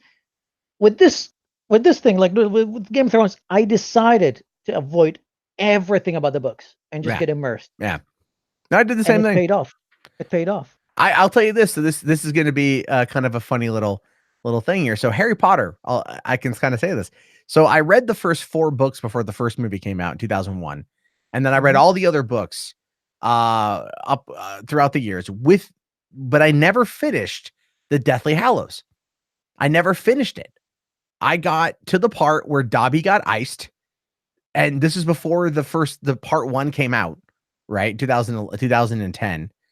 Mhm. And I got to the part, or no, 2011, where Dobby got he got shanked, and then I never finished it. So I'm like, oh, I'm actually at the halfway point. Okay, so I made that conscious choice for Harry Potter to go into the last movie not knowing what the fuck was going to happen. Right? I made that conscious choice going into it, and you know what? I had a great time, and I've Yeah, never felt the need to go back and finish the book. I'm Uh, the reverse. Like I read those books so many times. They were actually like a big part of like me learning how to read novels in English because they were so easy, like very easy reading with like in it's every written page well. you get like a They're few written for elementary kids or like yeah, middle and you school get kids. So a few new words to add to yeah, your vocabulary. Like for people who don't know, English is not my first language, so I appreciate books like that. And the storytelling was so brilliant. So after like the third movie, I was like done because I read those books so many times and I didn't like the characterizations of like the way the oh well, characters were portrayed the was third so movie was, as far as an adaptation goes, was fucking terrible.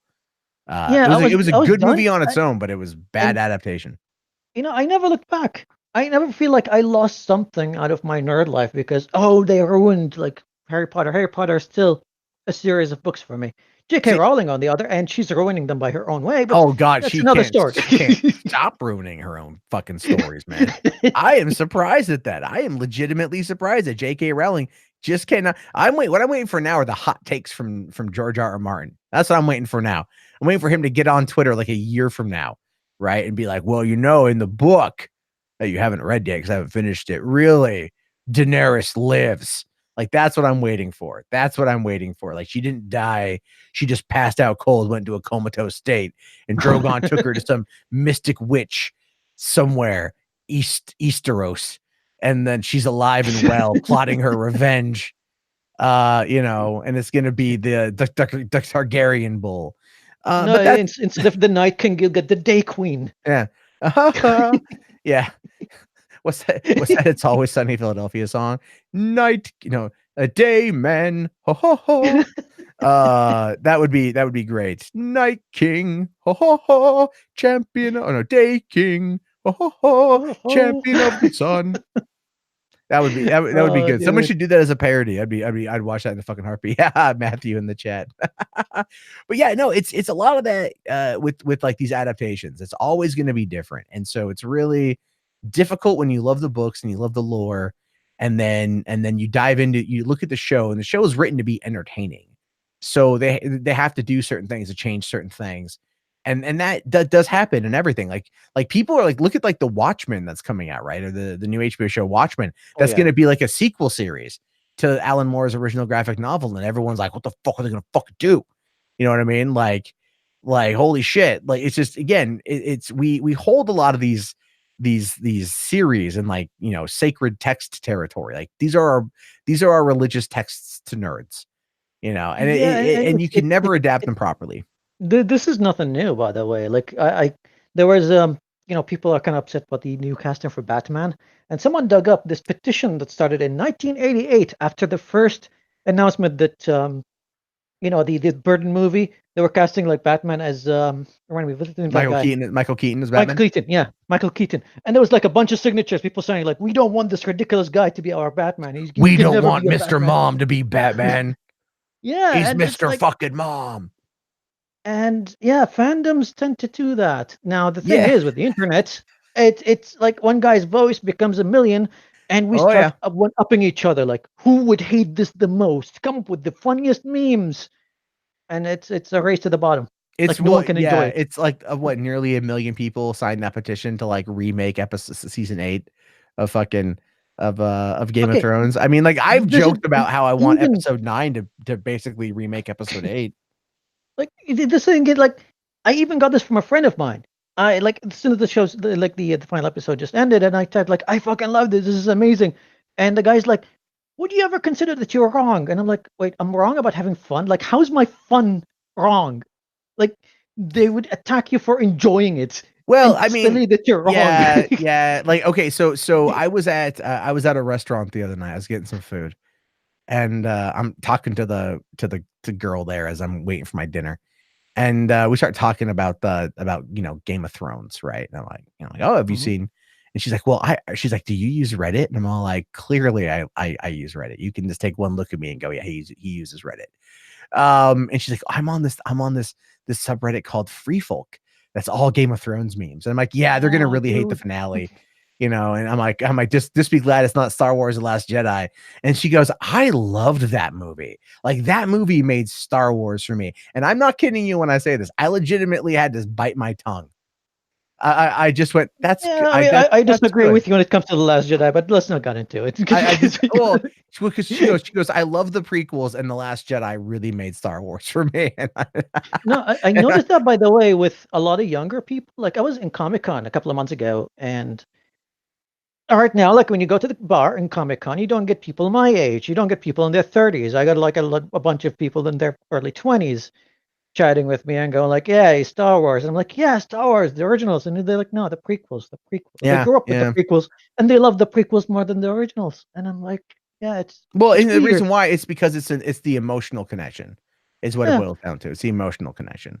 So that's kind of how I view it is when you like, because I go to Comic-Con. I've been going to Comic. This will be I'm going to go to San Diego in July, and that will be my 19th time attending the San Diego Comic-Con. Nice. And because I used to, and it was also their 50th anniversary. So it would have been my 20th time had I gone last year, but I took a year off because I felt it was necessary. And also VidCon and Comic-Con are now a week apart from each other. So like, Jesus fucking Christ, I might as well stay in Southern California. So I'm doing that. and yeah, you go down to Comic-Con and it's like a lot of young kids, that have grown up with like the prequels or like, the early 2000s comic book movies, you know. So they start Yeah. telling you that like Elektra was a good movie and you're like, get the fuck out of here. I don't want to have this Yeah, conversation with you. but again, like, yeah, you wouldn't have that conversation with them, but you would turn to another person and be like, Blade was an amazing film, and they'd be like, wait, what? Yeah. Yeah, no one ever gives You- Blade the time of day, which is really, really, really sad. Because that but turned 20 years last year. That turned 20 years old last year. I watched Now, it just a couple of days ago again with a girlfriend, and goddamn, like if we would just to like scrutinize that film, it was just like, yeah, it's nostalgia. It's just nostalgia. There's well, nothing there. I mean, it's kind of like the way I view Blade is the CG for Deacon Frost at the end was pretty bad, but a lot of the other, I think the practical stuff holds up. It's also like, what is it? I think John Carpenter's Vampires also hit 20 years, not a single fucking shred of fanfare, and that's a really solid vampire movie. So it's like, I mean, it really depends like how things register in pop culture.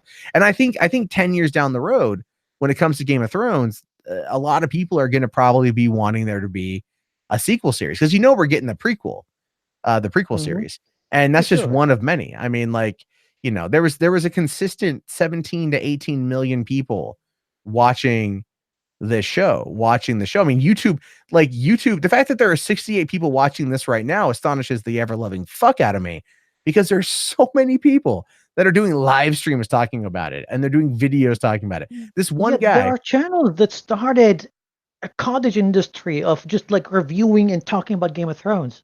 oh, I know. What are they Amazing. going to do now? Like, I'm legitimately curious about that. Like, what are you gonna like? It's like the gold mining towns that have just dried up and left. Are these channels? Are they gonna rebrand these channels that get a couple 100,000 people that come in for Game of Thrones content, and all of a sudden the person's like Stranger Things season 3? Like, what are you gonna do? I have no idea. I don't know. I mean, I've legitimately thought about like offshooting Three Buck Theater into a number of niche channels, like, but I'm like, well, I do general news over here, so it's kind of pointless to do that. But like, but again, people like I get, and this is, I'll be perfectly honest with you guys, looking at my fucking analytics, 75% of my views are from non-subbed accounts because I cover so many different things that's how it plays out. Not everybody wants to see every little video that I make. Yeah, So I mean, I'll be honest with you. Like, I've been sub to you since 2014, and I only watch the videos that, interested. it's like it's a topic Yeah. that I'm interested in. I'm not gonna sit Yeah, here yeah, and yeah. listen to you talk about like beauty kind of like community drama, and I'm like, I don't care about Well, all these well, people. we can have a discussion about that at a later date as to why that's important, and if you do care about the platform at all, you should watch that. But I understand your point entirely. Like, yeah, Um, I get it's important to a lot of people. And I'm not saying it's not important, but it's my time is limited, and I'm subscribed to like 400 channels. I've yeah. got work to do. I've got things to do, and I was like, YouTube is entertainment most of the time. If it's good news or something that I'm interested in, I'll watch it. If it's not, then Yeah. Well, Matthew I'll Matthew here says that collectively it was around 40 million people per episode watching Game of Thrones. What he's referring to is the live numbers from HBO that they released, as well as the numbers coming in from the torrenting websites. And you have to love that too, that the torrenting websites were like Game of Thrones is number one again this week. Like, oh how many yes. people, to pirate Game of Thrones? I have to admit that I kind of have to Well, because we don't yeah, have yeah. HBO here. We don't have HBO here. The only network that would air it is ESN, and with ESN that you have to pay them like $15 a month plus. On Game of Thrones, they run ads, and it airs like 48 hours after the entire world get to see it. Oh wow, And I'm yeah. like, Well, see, that's that, that's a lot of what pushes piracy is accessibility, availability, and the time of release, and that I was planning for this once the finale comes out. No, I'm waiting for the Blu-ray set, and it's like, yeah, just buy the entire Blu-ray I set. don't. I'm Yeah. like, yeah, Well, the thing I, is, don't do Blu-ray. Do 4K. Do 4K. I, yeah, Do there's 4. Blu-ray 4K. Well, no, well, yeah, but like they're gonna. Well, I just saw season because I don't know if you see. I do a series called Blu-ray Therapy. Have you seen that Hmm. at all? No. Oh, so what I do is I go to my local stores. I was going to Best Buy, but they got really shady about me coming in there to film. You know, like literally, I walk around with this little camera right here, this Osmo Pocket right here, little tiny guy. You can't even see that I'm holding it. Can't even see what I'm doing with it. and they caught me like taking a picture of a DVD cover, and they're like, "What are you doing, sir?" I'm all like, "Not filming children, that's for certain." But no, so I do that show, but I do that series where I just kind of film what's at the stores. And there's been a lot of Game of Thrones promotion, right? And I've seen a lot of different box sets, a lot of different like styles of the series. But I at the other day I was actually at Best Buy for an unrelated reason, and I came across season 1 in 4K, and I'm like, that's what I want. I want the Battle of Winterfell in fucking 4K, uncompressed 4K disc, not streaming through HBO Go, which is going to compress it. I had no problem watching the Battle of Winterfell. It was not dark for me. I could see everything just perfectly fine. So there was a lot of complaints on that front, but there was a lot of compression artifacts though. Like it's part of a streaming service because we don't have the Blu-ray yet. So, and I think HBO streams at 60 megs. So yeah, it's pretty high bitrate, but it's still not enough to get those artifacts out. Well, so that's the thing is like, I want to own it. I want to own it. See, for me, what I want is this is going to sound so stupid. I really want Downton Abbey, the full series in 4K. It won't happen. But I will buy it on Blu-ray. I love Downton Abbey. And when it comes to talking about like the writing of TV shows and handling so many characters, I oftentimes refer to that as kind of like a masterclass, because they have 16 characters, 16 individual storylines, and 8 episodes a season, and a Christmas episode, and then they wrap it all up, and they do a really good job. There's only one plot. There's only one plot thread left untouched in the series finale that could have been solved in literally 2 seconds, and I was so fucking pissed that it wasn't there. And they're doing a movie this fall, and I'm like, if that is not resolved, if that is not fucking resolved, then all I want is 2 people to hook up. That's it. Because they spent 2 seasons like really kind of edging them together. And then in the one moment, it was like New Year's Eve, like, and there's people, all the other couples in the room are kissing, and they didn't kiss. I felt emotionally robbed. So I'm hoping they address it in the movie. If not, Julian Fellows is going to get a very sternly written letter from me. Why not? I will send this dude. I will send this dude a written letter, and everything. But anyway, with the stamp and everything. Yeah, I will handwrite it too. How dare you, sir? Mr. Mosley and Mrs. Baxter, we're perfect for each other. They solved the signed like a bearded fat fuck who talks about Star Wars all the time, like fucking you goddamn fucked up fucking Downton Abbey. I love Downton Abbey. It's a guilt, not even a guilty pleasure. I don't have guilty pleasures. I don't feel bad for loving it. I openly admit that I love it. I openly admit that I love Spice Girls. Don't give a fuck. I don't care. Awesome. Shame is for the weak when it comes to shit that you like. But anyway, it's the thing is, Siege plays here. The Battle of Winterfell was good for me on a 300-inch, was it a fucking projector? I would hope so. I'd hope that. He says he's got a 300-inch screen. Well, there's got to be a projector. I mean, the largest screen that I know of is 150 inch. Yeah. If you can afford that, you can afford to pay this man some money in his Patreon. Just come on. Yeah. He's entertaining you here. Patreon.com/Matt Jarbo. There we go. There's my shilling for the evening. No, I mean, at the end of the day, I mean, I remember like I didn't get into Game of Thrones until after the first season, back in 2011, because I was working Sunday nights, and I just, I was like, all right, I will fully admit I downloaded the first season to check it out. And my girlfriend and I, we binged the whole fucking thing. And then like, I mean, I remember the season 2 finale when like Sam first sees a White Walker, the season 2 finale. I was like edge of my seat, like, fuck me, that's so fucking cool.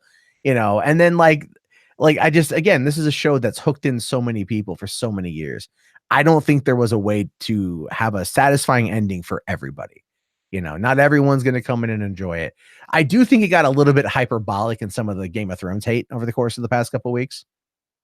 Yeah, like I said, it was just like the internet culture just trying to one-up each other with memes and trying to figure out ways to hate it. Like, you've got Kathy Young. I love that woman to death, but she's like, how come the Dothraki did not really rebel after they killed their queen? And I'm like, do you remember how the queen became their queen? She slaughtered their leader, and now someone slaughtered their leader, so they're just going to move on. That's what they do. I wonder what it's like for a Dothraki in Westeros in winter without a queen. I mean, because whoever the strongest is becomes the call, right? Like that's the whole point is in their culture. So then it's like, oh shit, well, I'm now the call. No, you're not. Yes, I am. No, you're not. Well, fight me. And they fight, the person dies, and then I'm the call. And then that's where they go from there. They're going to kill a whole bunch of each other in the process. I mean, they kill each other on weddings. So what do you expect? Yeah. Oh, what's to say? It's not a Dothraki wedding unless 3 people die. Right? That's the line from the first episode. It's not a good wedding unless at least 3 people die. Yeah. That's like, so it's, I mean, that's the thing. They never really summarized the Dothraki still being there weeks later. They never mentioned him again. So there was a couple little elements of that I wish they would have. They didn't really tie up their plot line. Oh wait, hold on. Phantom Rider here says Jon Snow is the call.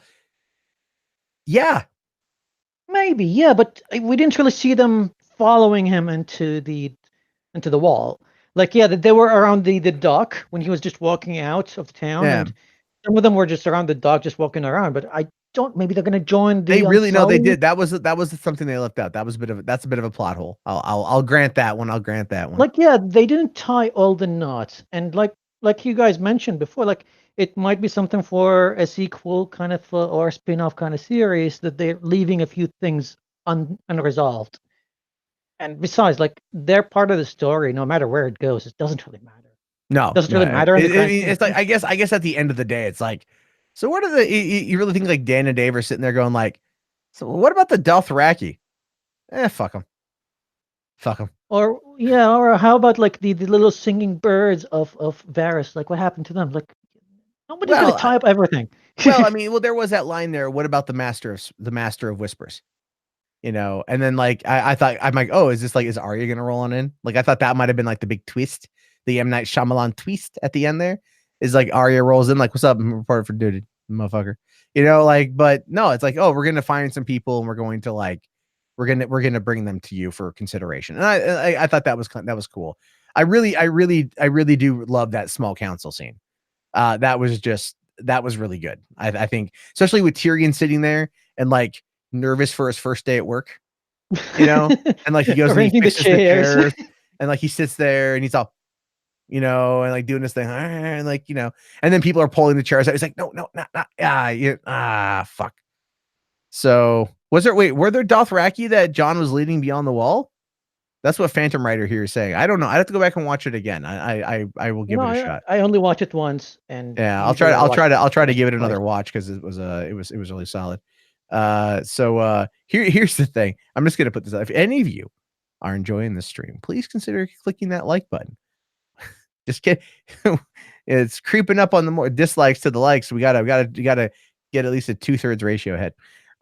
Anyway, I didn't notice any Dothraki. I just noticed Tormund wearing black, which was interesting. So I'm like, oh, did he join the Night's Watch?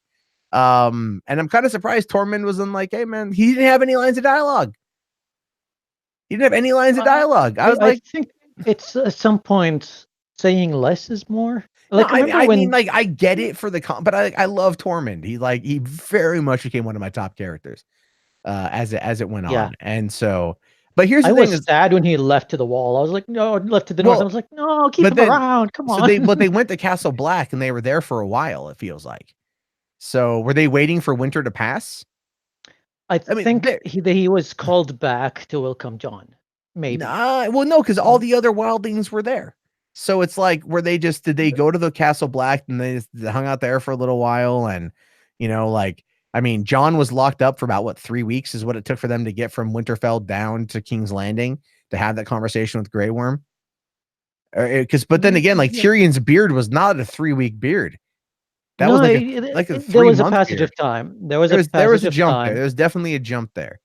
And especially like you can notice it with his facial hair, like it changed a lot between being jailed and then he shaved it, and he shaved it while he was out, and then by the time he arrived there, it was a longer beard already, so it took him a lot of time to get to the wall or to Castle Black. So there was a bit of a journey. I just kind of felt that it was like, they're kind of, they weren't really ambiguous with the last shot there of Jon going, through the, I don't even know why the hell they went through the freaking tunnel underneath the wall. Why not just go through the big gaping hole? That is down a little ways. But so okay, hold on. According to Martin, the White Walkers are the ones fucking with the seasons. So the seasons normalized when they were destroyed. Well, I mean, they were coming off of at the beginning of the series, they were coming off of a very long summer, right? And then that's when they kept saying winter is coming, winter is coming, winter is coming. But this was meant to be like a long winter. I guess it was like a short winter. Maybe global warming is a thing in Westeros. We have no idea. A lot of excess methane and smoke and destruction ended up really maybe thinning the atmosphere or the ozone layer above King's Landing. That's the Lord of Light. With a lot of fires. Yeah, the Lord of Light. That was like not necessarily. I mean, even like Missandre's death was kind of like not necessarily explained. But then her whole job there was to stop the Night King. And then once that was over, she's like, all right, I'm out. Like for anyone who likes to point out every single trope, the entire thing about the Lord of Light in the books and in the early seasons, including this season, it's called a MacGuffin. Look it up. There's a lot of MacGuffins, I guess. There's a lot of those that are in there.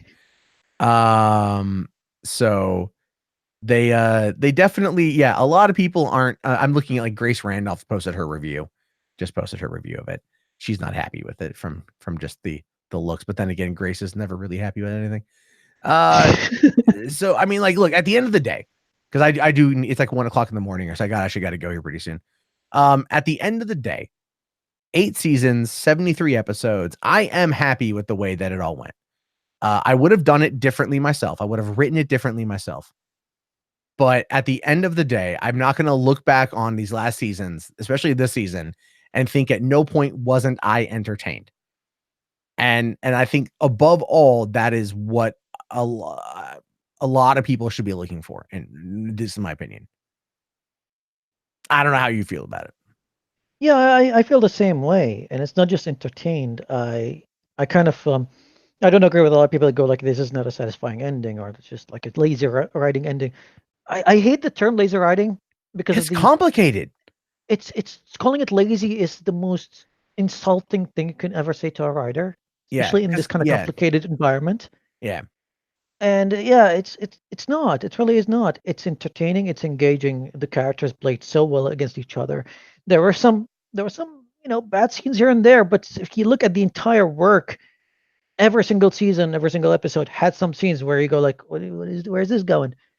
And it's fine. We just keep watching, and you get value out of it. That entertainment, that engagement, that connection you get with the characters, to the point where Cersei, a character that gave every single person I loved in that series hell, killed a lot of people that I cared for in that series.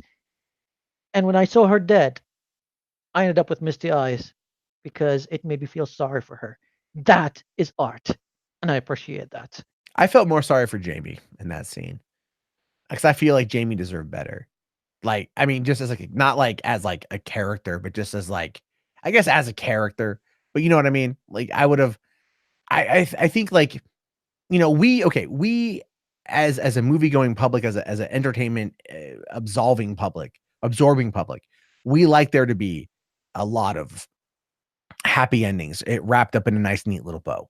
We do. We like things to be kind of not complicated in the end. And at the end of this movie, end of the show, it was a little bit complicated. But it was also done politically. It was a thing like, it was like the whole thing when I think for me, it was when they're like, okay, well, we decided what's going to happen. You're going to go to the Night's Watch, and there's not going to be a war, and everyone's going to be fucking happy. And there's going to be 6 kingdoms now. And Sansa's going to be Queen of the North, and everyone's going to be fat, dumb, and happy and peaceful and shit. And that's the way it's got to be. And like, oh, okay. And I'm like, well, I get it politically speaking. Because, there was like the line, Tyrion and Varys from 2 episodes earlier when they're talking about, it was from, I forget the episode after Winterfell. And they're talking about, Jon and Dany. And it was the last of the Starks. It was the last of the Starks. And they're talking about Jon and Dany, and they're trying to figure it out. And Tyrion is just running through all of these ideas. Should we marry them off? We marry them together. Maybe he can control her worst impulses. All of these things. And it's like, that's some complicated shit right there. You know, like that's some seriously complicated stuff that they're trying to figure out the best course of action to like save it all. Actually, I think I kind of lost my train of thought on that one, to be honest with you. No. I get what you were going with that. Yeah. It's like you've got this very, very complicated premise with every single character, like one of the main characters when you're talking like the main characters in each house, each one of them could carry a series on their own, like an entire book on their own, easily. Yeah.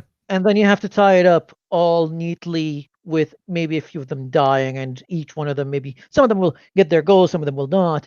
And it's great. No, it's not easy. It's just not easy. And like I said, like we keep saying, like a lot of us had our own head canon. Like for Yeah. example, like I went into this episode thinking that it's either going to be Danny or John. I didn't even think that Brian is going to be No, when John. someone spoiled that in the comments of one of my videos, it said Bran becomes king, and I'm just like, that's fucking bullshit. I was like, I disbelieve. And then, like, as I got to that scene, I'm like, dicks. like, I'm not against it. I'm not against it, but I'm like, fuck, it was spoiled for me. You know, I think that's part Yeah, of maybe that's one of the reasons why I was having a little bit of issue with it, because I knew two of the spoilers, and it's like so difficult to do, like going in. It's so hard to go into something without knowing what's going to happen. But then part of me too, I'm not gonna lie, part of me leading up to watching this episode, as much as I hate spoilers, was very much on the idea of like, man, I should fucking just read the spoilers. You know, I should just read the spoilers, so then I'm not going to be surprised. And that I don't like that feeling. I don't like that feeling that I don't want to be surprised going into something. But I think because there was so much, and like a lot of what I do for my job is like, you know, I read the news and I comment on stuff.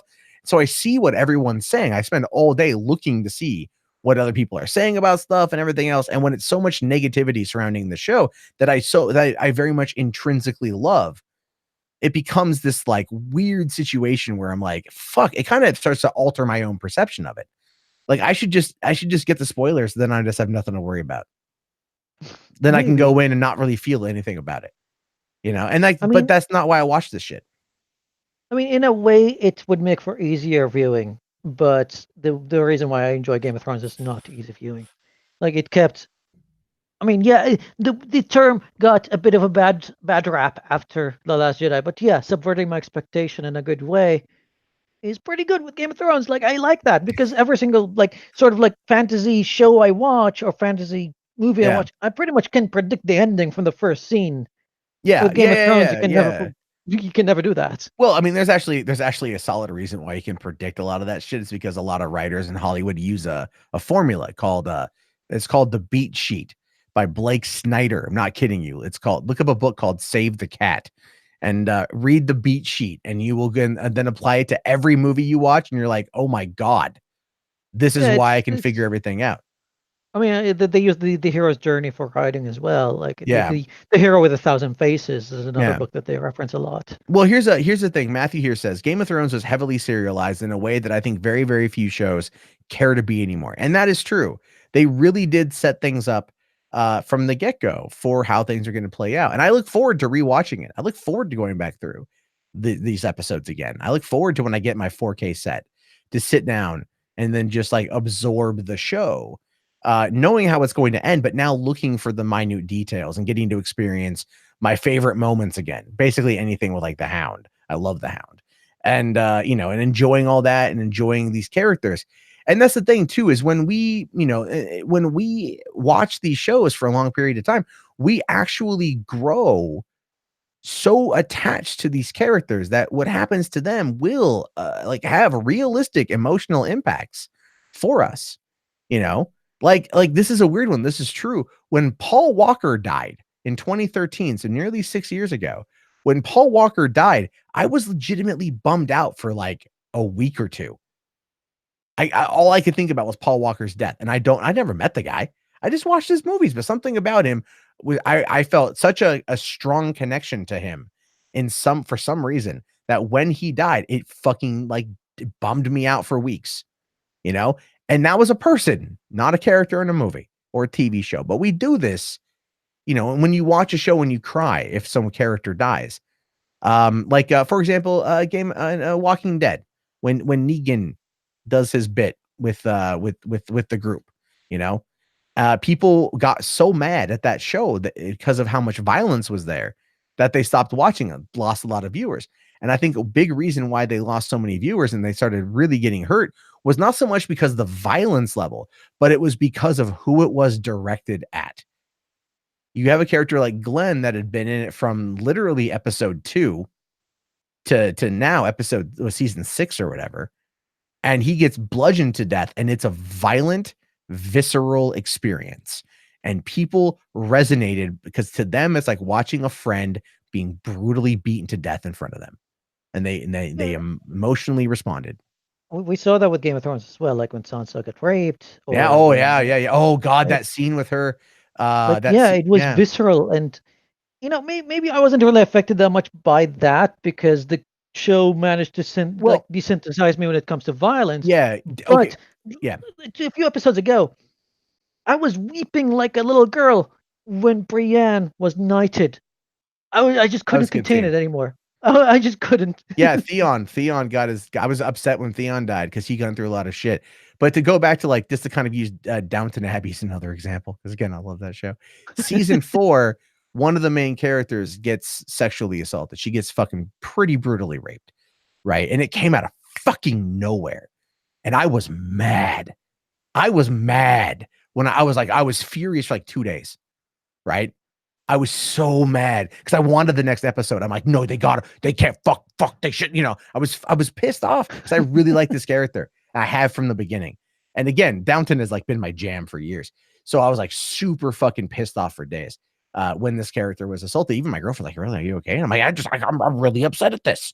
I'm really upset that they did this to her, and it's like, I'm never going to meet this actress. The show doesn't exist, but like, I was just, again, we get so into it. And then that's kind of how it impacts us.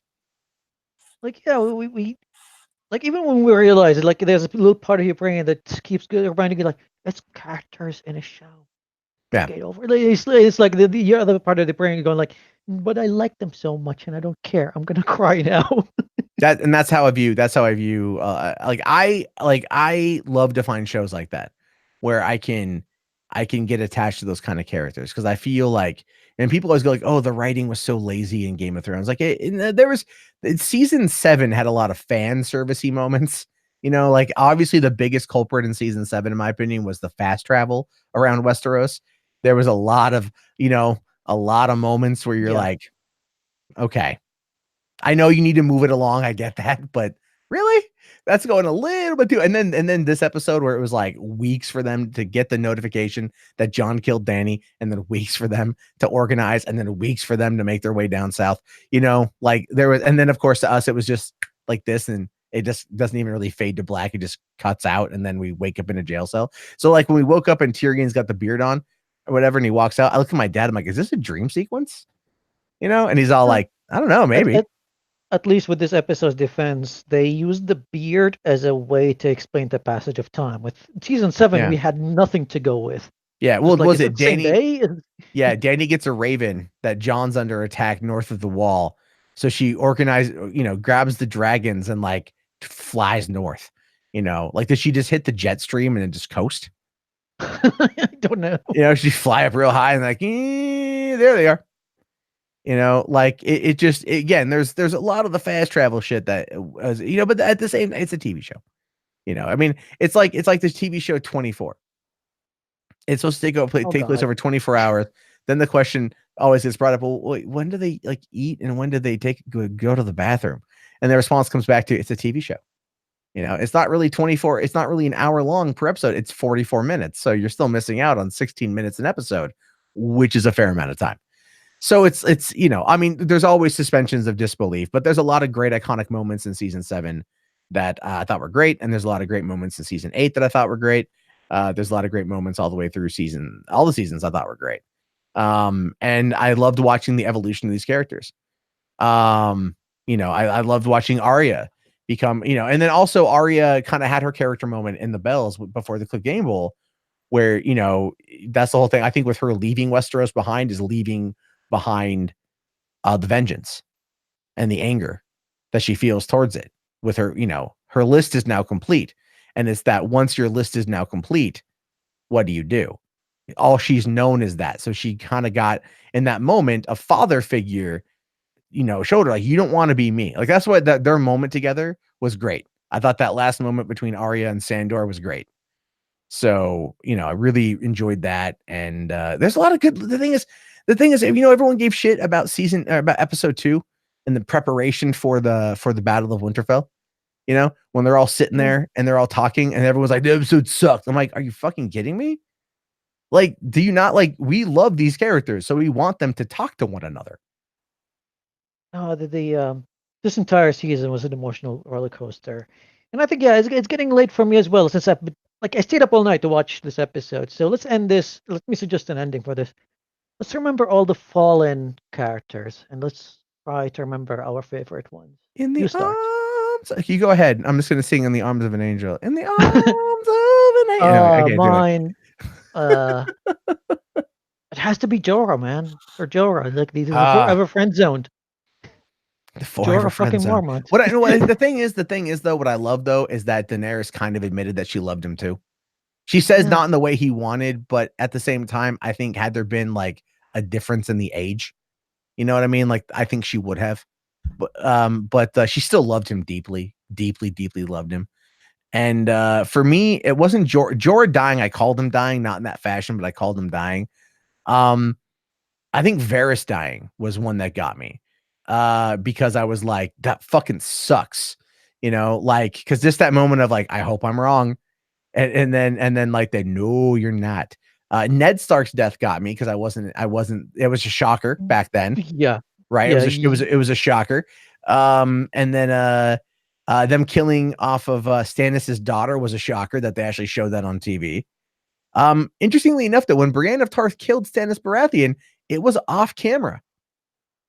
Yeah, I always thought like, is he still alive or not? But I guess he's dead for real.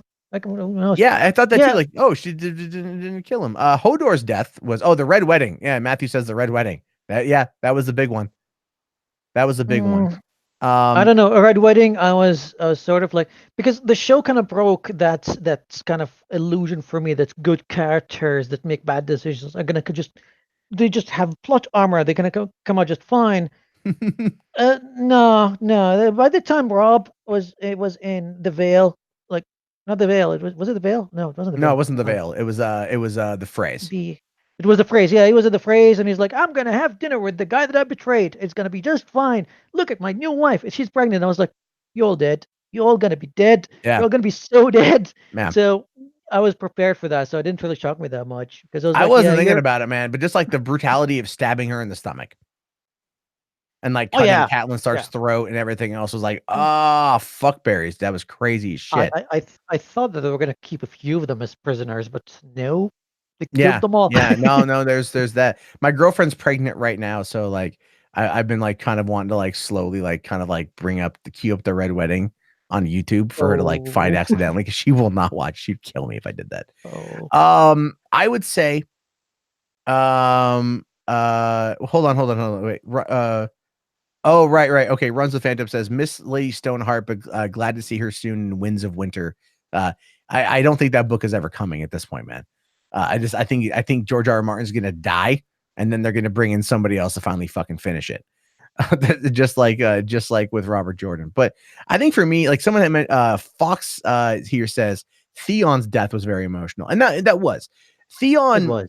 I mean, like but can we really forget though the fact that Theon did have like kids murdered? He did have kids murdered and like burned and then strung up to say that he had killed the 2 remaining Starks, in Winterfell. I mean, like he did do that, but then like he lost his dick, and then went through a lot of emotional torture, and then realized that he was a dick, and then he tried being better, and then died. I still like the way he died. I like at the end there, Bran says, "You're a good man," and then he dies. And then of course, so I love that the Fox here says even though he died protecting the one true villain, Bran the Broken. Oh, that is so true. The King of the North. The King of the North. The King Beyond the Wall. Yeah, it's King just Beyond the Wall. His death was like the way. Yeah, when they burn him, alive. Yeah, mm-hmm. and then that was pretty. And then also when Ygritte died, that was pretty sad. And then that kid, they fucking hung that kid too. Ollie, fuck Ollie. Yeah, well, Ollie was a dick, but I mean, like, still, I mean, the thing is, the show didn't shy away from some of that shit. The show did not shy at away all. from it at all. I mean, like, again, if you guys, Barrister's death should have been more emotional. Barrister's alive in the books, isn't he? I forget how so. Barrister died.